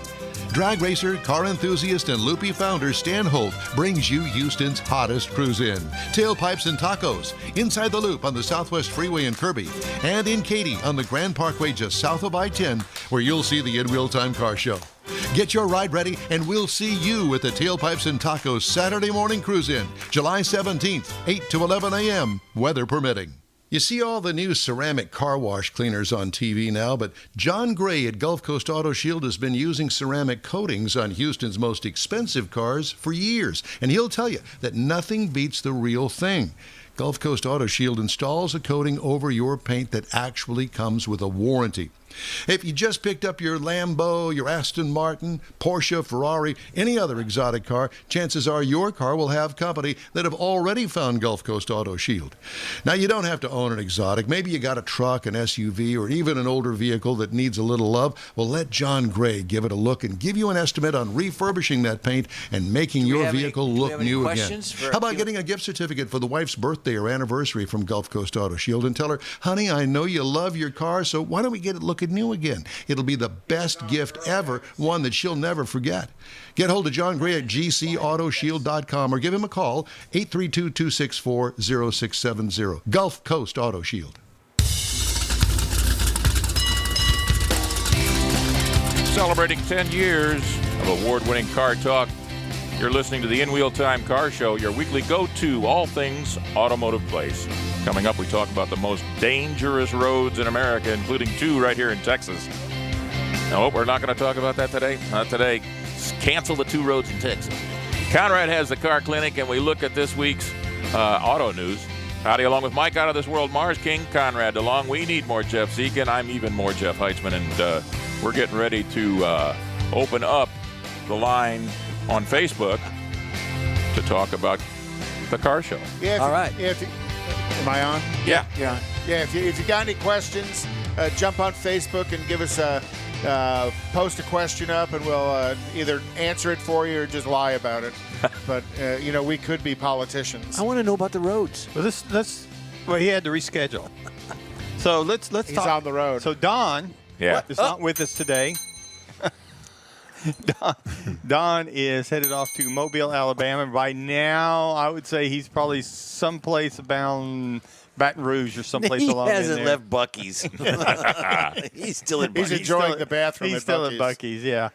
So, anyway, so he's going over there, and he's going to help Gina with he's going to participate in the race that's going over there as part of the Gulf Coast Racing Series at Mobile International Speedway. Yeah, same series that happens over here at Houston Motorsports Park. But they haven't had any Except here because it's of the rained weather. out. Because Yeah. it keeps raining out. It's here. terrible. Yeah, it's And they'll be 2 big races. And they'll be streaming that event tonight online at 7:30. Yep. And you So can go up to. You might even see Don live in color. We see him enough. Yeah. We see him enough. Yeah. Well, just some local news. Brockman has been deemed competent by an expert panel to stand trial for a tax fraud case. 3 court-appointed experts determined. Well, explain who Brockman Yeah, is. exactly. Billionaire Robert Brockman. Brockman Turner O'Drive? Brockman. To be competent. Brockman owns. He's the CEO of a dealer management system vendor called Reynolds and Reynolds. There you go. And he's going to be tried on charges of evading taxes on $2 billion with a B dollars in income and laundered money. So all of those dealers out there have wondered why Reynolds and Reynolds has been so expensive, ineffective, and inefficient. That's why. There you go. Because I know a lot of them have dropped Reynolds and moved on to some other systems that are out there. And that's a Houston-based company. Their headquarters is up there off of 290. Hey, Mike. But at the moment, they're going to struggle pretty hard. Stellantis is going to invest more than $35 billion to electrify its lineup. Dodge cars and Ram vehicles are going to play a major role in that. The world's number 4 automaker is projecting more than 40% of its U.S. sales to be electrified by 2030, with new offerings from Dodge and Ram expected to contribute to that figure. The high-octane Dodge brand is finally stepping into the world of electrification with battery electric muscle cars that are slated to arrive as early as 2024. Dodge trimmed its lineup to 3 vehicles beginning in 2021, ending the production of the long-running Caravan minivan and Journey vehicles at the end of 2020. No. So while they've moved to the Pacifica as their minivan. Because the Caravan's what started it all. We had a sport Caravan. I bought that thing back whenever we were doing some freelance work because we needed to carry the camera gear and things like that. Yeah. So, and I mean, it was a sport, and it came from the factory with aluminum wheels. It had the rear spoilers on it. It set a little bit lower. I mean, it was a sporty model of it, and it worked great. My kids gave me a bad time about, they were up and gone, and now I'm buying a minivan instead of buying it when they were little at the house. Yeah. But, we could go to a car show. You didn't want to ride around with them anyhow. No, I didn't. Kathy despises I had enough of that. She despises Well, them. I loved them. them. Yeah. It killed my wife on it. She won't hardly get in one anymore because we had it 200,000 miles on it. But we could lift the rear gate. Yeah. It gave us shade. It gave us protection from the rain.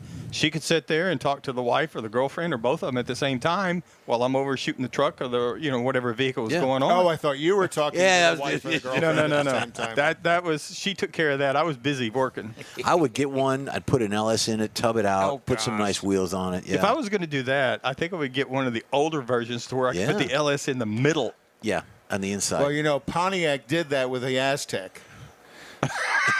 Is that what that was? How many did they sell? No, they never sold it, but they did it as a show car. They built an Aztec with an LS7 in it, and I was like, okay, why would we waste our money? Why would General Motors waste their money? And then when I said that, that's redundant. General Motors and wasting money. Exactly. Boy, military intelligence. Tell us how you really feel about that. Well, wait, we don't have. A car dealer was sentenced to 60 months in jail for odometer tamping and fraud. A New York judge on Monday sentenced car dealer to 60 months in prison and ordered him to pay nearly $4 million in restitution for tampering with hundreds of vehicle odometers from 2006 through 2011. Shmuel Gali, 48, altered the mileage of an estimated 700 used vehicles he had purchased and then sold them through wholesale auctions in Pennsylvania and New Jersey. So are you saying that that's illegal? That's illegal in New Jersey, and it's relatively difficult to do anymore. Yeah. You have to have some pretty high tech equipment to disassemble and reassemble stuff. You just can't go in reverse and unwind it. And then you got to actually, on certain year model cars, you got to go into the PCM and rewrite the PCM. I remember back in the day, they track mileage in the PCM as they well. They would replace the dash unit, and they would have to record that. And there was a sticker you had to put on the doorpost. The sticker, yeah. To prove it. And, Oops, the sticker fell off. Well, and in some cases, when you replaced the dash unit, you went back to 0000, right. And then you were supposed to put that sticker on the door panel. That didn't always like happen. I said, oops, it fell off. So Don wanted me to cover another thing. The Chattanooga Motor Car Festival will be returning this year, October 15th through the 17th. The 3-day competitive event for authentic, vintage, and historic cars will hold a road rally, a closed street race, and a concours d'elegance located along the historic and picturesque riverfront in downtown Chattanooga, Tennessee. Oh. The festival offers car enthusiasts and families alike a chance to show off their prized vehicles, connected with collectors, and get a chance to witness some of the most luxurious vintage and classic cars in the world. The Grand Marshal of the festival, Corky Coker, celebrates all things automotive, and you know who he is. That's Coker Tire. Mm-hmm.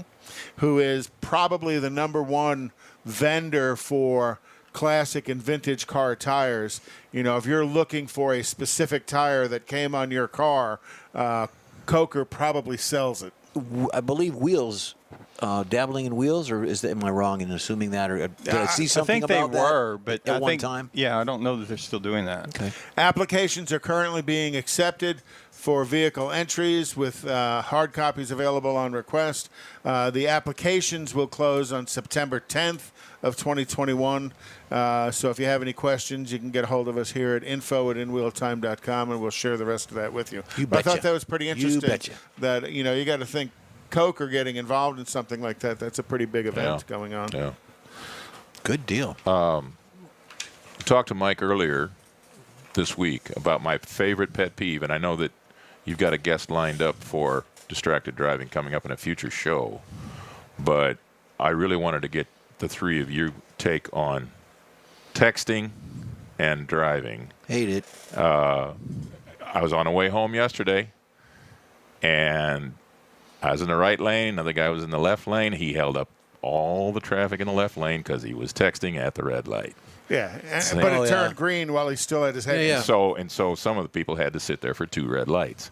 So my question is, when or should the automakers and the phone makers, for that matter, start putting blocking technology on their devices? I thought of that. Well, I think they are capable of doing it right now. Yeah. The technology's there to do it. Yeah. But I don't think the willingness is. Also, could it become a safety factor? Say, for instance, if you're blocking the texting, what else does it block on the phone? Yeah. And say you need to use that phone in an emergency, either in a collision or maybe you see a collision. Yeah. So that would be the other thing. The alternative I thought of, and near my street, or near the main intersection of the road going out of the neighborhood, there are actually 8 cameras, 2 on each pole at this large intersection.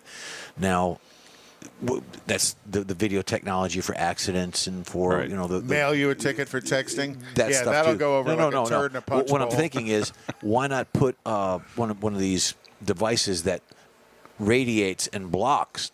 Yeah.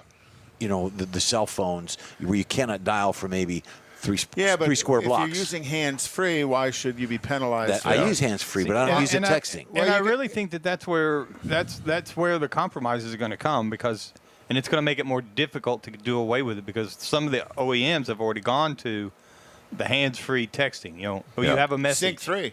Yeah, you push the button and it tells you what the message is. You want to respond, and you verbally respond. So you're not really texting in the traditional sense of looking down at the keypad. But your mind is texting. That's the problem. But I think that's where you're gonna come up and find out that, okay, well, here's the compromise, and the compromise isn't the right word, but it's better than saying alternative. Yeah. So because I don't think nobody's got enough gumption to sit there and say we're going to do away with texting while you're driving. Yeah. Because personal freedoms or liberties, or we're adults and we can do this. Not the problem is that make that sound like that's bad, Mike. Well, I mean, because adults, whatever, we're people, and we do stupid things. If somebody gives us the tools to do it with, somebody's going to do it. Right. So if you go to try and block the cell phone, you can't just block the texting. No, it's block the whole phone. You can block the whole phone. And then what does that interrupt on the vehicle? Well somebody runs that red light and pops you in the middle of that intersection, and you're now in the dead zone. Yeah, that's what I'm saying. Or you live on that corner house, and the office in that corner house is in that dead zone as well. Well, I would say apartments probably. Whatever. Yeah, whatever's around there. Yeah. But they also, the thing that talk about texting and driving, if you do get in a collision by someone that's texting and driving, what liabilities does that phone company have? Yep. Or that person being on that phone texting while First driving? thing you got to do is prove that they were doing it. Yeah. Well, in court. It would have to be in court, and you would have to pull that phone record. Well, you'd have to get a court order to do that. Yeah. And well, if you're going to go to court, your lawyer should be able to do that. And to talk about what you were talking about having an accident in that dead zone. Well, bad wording for the accident. OnStar uses cellular service to communicate about accidents. And aren't we setting up an OnStar interview here in the future? Yes, so I think on the 24th, actually. Yeah, so we're going to have an OnStar representative, because now OnStar is actually going beyond what's in your car, and now you can get an OnStar subscription on your phone, and they will use the decelerometers in your phone to determine whether or not your vehicle was in an accident, to contact you or to dispatch help. So it's really getting So they could tell it, like if you're on a motorcycle. Yep. Oh yeah, yeah. Because about it's going to be on the phone. It's going to be a phone. Yeah. What about a skateboard? So if I'm out there busting my butt on a skateboard, I want to see you on a skateboard, Mike. It's been a while, but I can do it. Did or you could really? do it. Did Yes. you really? Yeah, but your skateboard was like the old soapbox with the little handle, like the guys. No. We took the roller skates apart and we bolted this roller skates to the bottom of the board. Yeah. Or a 2x4 built go-kart. So it sounds I like have one of those too. It sounds like my pet peeve is going to stay a pet peeve for a while. I just honk. Well, But anymore in Houston, that might get you shot. Yeah. that's You know the what? problem. Kathy and I had a discussion yesterday. I was trying to point out something across the road, and it was whatever it was. And you were waving a finger around. No, I was. You just point naturally. Like, hey, look at that.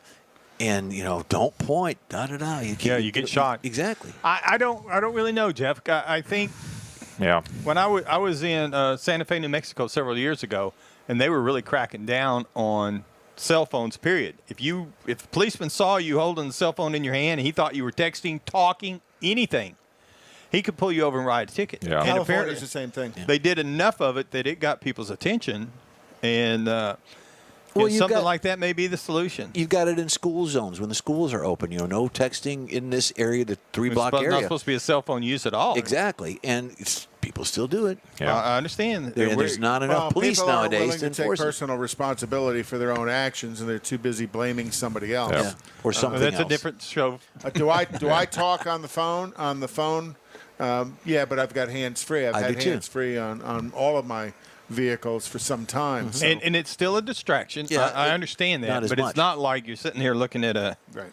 Well, back Focusing. when I went to driver's ed, I don't know about y'all, but some of the things they taught you in driving That's when you Ed take was giving the instruction too, wasn't it? Who? It was driver's ed. because Driver's it was education. no, just ed, because Driver's it was ed. just one or two cars out there. Yeah, He was- but the point I'm trying to make, Conrad, is Ba-dum-bum. that if you have both hands on the wheel at 10 and 2. If you take one hand off the wheel, either one, you lose 25% of your control. Yeah, exactly. So if you lost 25% of your control at the beginning, and you're using that phone, and you take your other hand off, and you're driving with your knee, it's just awful. Yeah, but if you don't drive with your knee, how can you eat?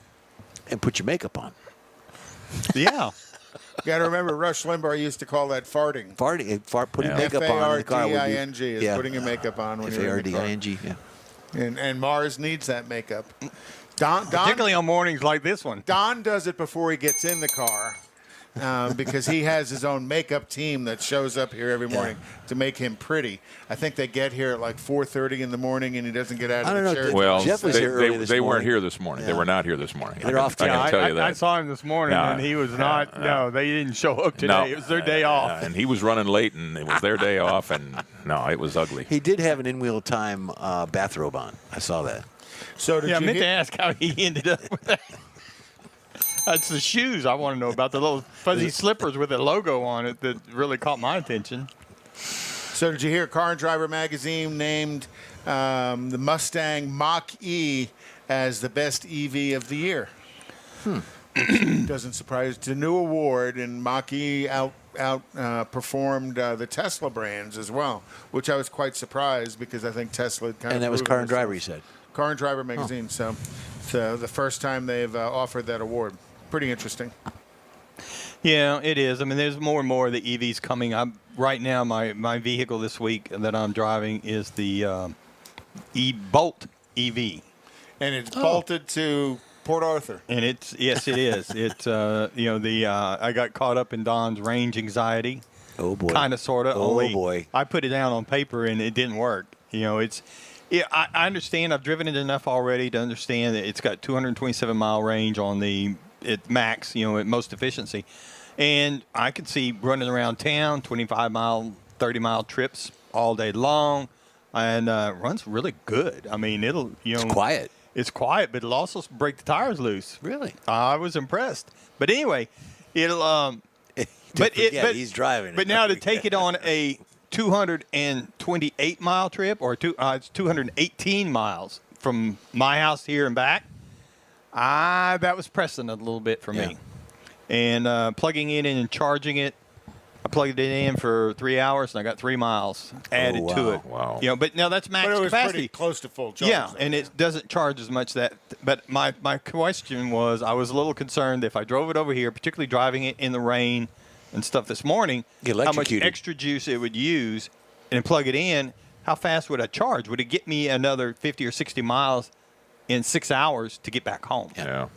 And I've got some commitments this afternoon. I can't hang around here for 3 or 4 hours Little charging stressed out, batteries. little range anxiety. So, there. you know, I just got in my Ram truck and hooked them. Well, and Ram truck is going to have an EV here pretty soon. I don't know if it's going to be 2024, but I know the Ram and Stellantis is talking about it. I think it is 2024. They're planning to launch a battery electric full-size truck. And I would be interested in seeing that. The full-size truck is what I drive. That's what I like. And I'm seeing some of the guys that have got the Fords. They're liking it real well. Yeah, my take on that is each one of them, the Ford, the Chevrolet, the Tundra, and Dodge, each one has its own spark for me. Each one has something in it that I like. Yeah. Collectively, yes. One individual, I don't know. Probably leaning toward a I Ford. like my Hemi engine, but I could live without it if I've got everything else that my full-size truck gives me that I want. Aren't they going to put an aluminum bed on it like Ford? I have no I idea. don't think Ram will. So make a prediction for me, guys. What year? 1922. What year will the last gas-powered automobile roll off the assembly line? I'll be dead and gone. Yeah. That's kind of what I'm thinking. I'll say it'd be 2050, 2070? 2050, 2060. Yeah, I would say Before that, the end of this that century. far- 2053, and it'll be in August. On a Tuesday. On a Tuesday. in August. The Now, second Tuesday of the week. Yeah. Isn't that what Wimpy said? Yeah. 2050 is not that far away, guys. It's For me, it is. Yeah. basically it's 30 Worms years. will be eating me by then. Yeah. 30 years. I'll be you in a know, jar. It'll be kind of, won't be my issue, obviously. But I do think that they're really pushing this. And one thing I've always questioned, and I've talked to some people on some of the forums online and stuff, this isn't a consumer-driven issue. They can say all they want that people are buying these. Yeah, people are buying them, but they're they're not incentivized. they're not buying them and forcing the market to make more of them, Okay. like the traditional market is. You Okay. know, they're not trying to meet demand. This is all basically Speculation. government speculation, incentivized, though, too. government incentivized. $7,500 Part of it's credit. research Yeah. to get to where they want to be and to Right. have a 3 or 4, 500-mile vehicle that's electric. You got to do some research. So Yeah. you're going to have to develop some things. You're going to have to put it out there in the marketplace and let it drive, let people see how it and get feedback on Yeah. it. But there's still a lot of questions out there that nobody wants to talk about. What do you do with the old batteries? Yeah. What do you do with the old cars? I mean, there's just some. I mean, I'm real curious to see how the pre-owned market's going to treat a 5, 6, 7-year-old electric vehicle, pure electric vehicle. What you do is you take one that's obsolete or in an electric vehicle Put an LS graveyard, and you do that. You tub it out and put an LS in it. And if it's a Tesla, you just made it slower.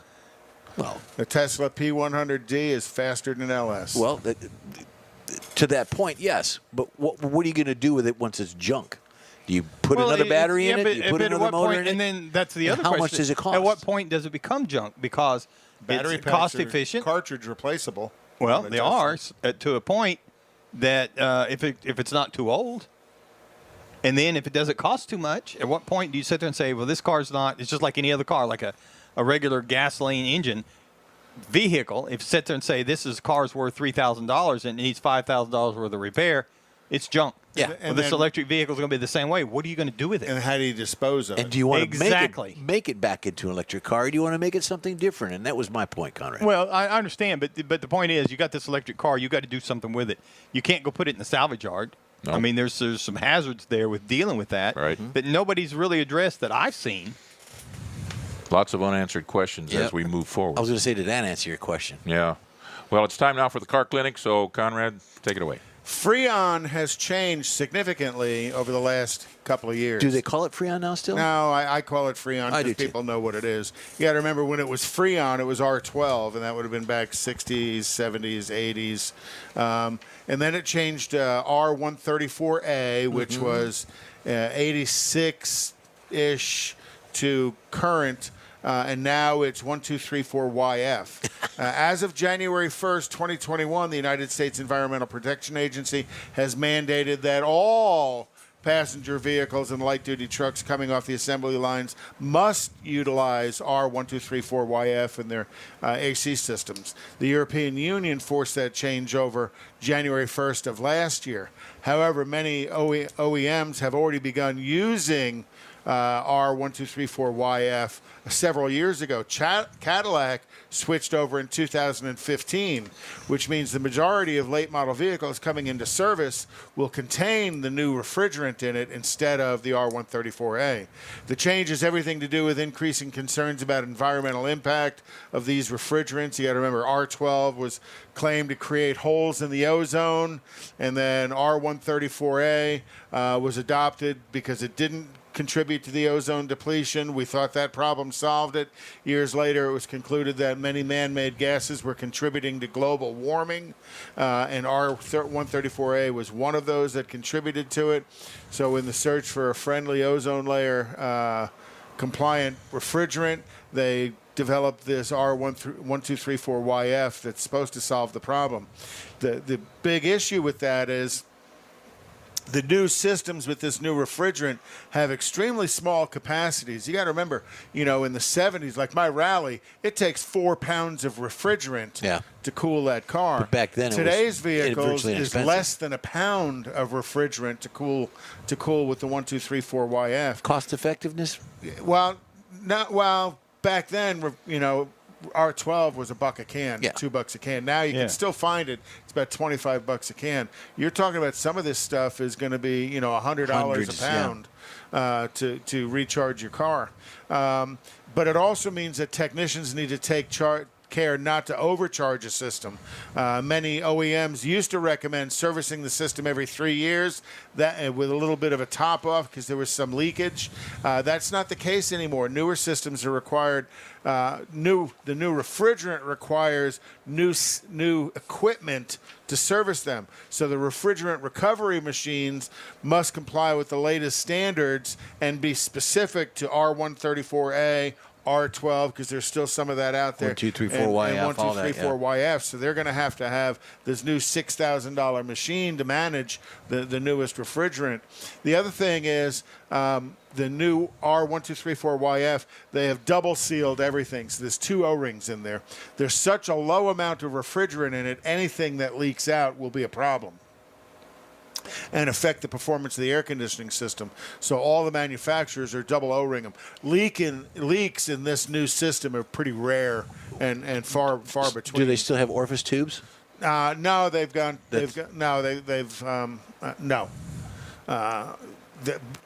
doing it a different way just because there's so little refrigerant in it.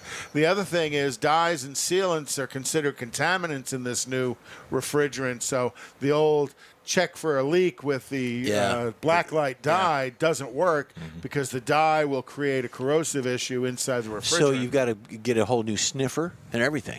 Correct. For the 1234YF. So different refrigerant oils also are required if you're an HE or an HEV or an EV vehicle, because the refrigerant oil can't be conductive. So you want to make sure that whoever you're going to service and maintain your car know what they're doing and they have the right equipment. Because if they put the wrong refrigerant in your car, all of a sudden your air conditioning system becomes conductive, and now you have bigger problems than you had before. So again, it's just a matter of make sure your shop's certified in what they're doing, and they know and they have the correct equipment to do it. We'll be right back to wrap up right after this break. We all know about aftermarket and online parts stores, and each one has something to offer, but they don't offer original factory parts. That's where Bayway comes in. For original factory parts, visit the Bayway stores first. Give them a call or stop by. Bayway Chrysler Dodge Jeep Ram, Bayway Chevy, and Bayway Lincoln carry a complete line of parts for the do-it-yourselfer. Keeping your newer classic original means a lot, and you can count on these fully stocked parts departments to help keep it that way. Bayway Chrysler Dodge Jeep Ram, Bayway Chevy, and Bayway Lincoln, keeping it original. Tailpipes and Tacos, Houston's premier monthly car cruise-in, returns Saturday, July 17th at 2 Lupi Tortilla Mexican restaurants in Katy and inside the Loop on the Southwest Freeway near Kirby. Tailpipes and Tacos is free and everyone's invited. You'll see collector cars, hot rods, customs, magnificent originals, and resto mods at 2 locations. Cars from all over Southeast Texas cruise in and show off in a friends and family event at the Lupi Tortilla Mexican restaurant on the Grand Parkway at Kingsland Boulevard, just south of I-10 in Katy, and inside the Loop on the Southwest Freeway near Kirby. Drag racer, car enthusiast, and Lupi founder Stan Holt brings you Houston's hottest cruise-in.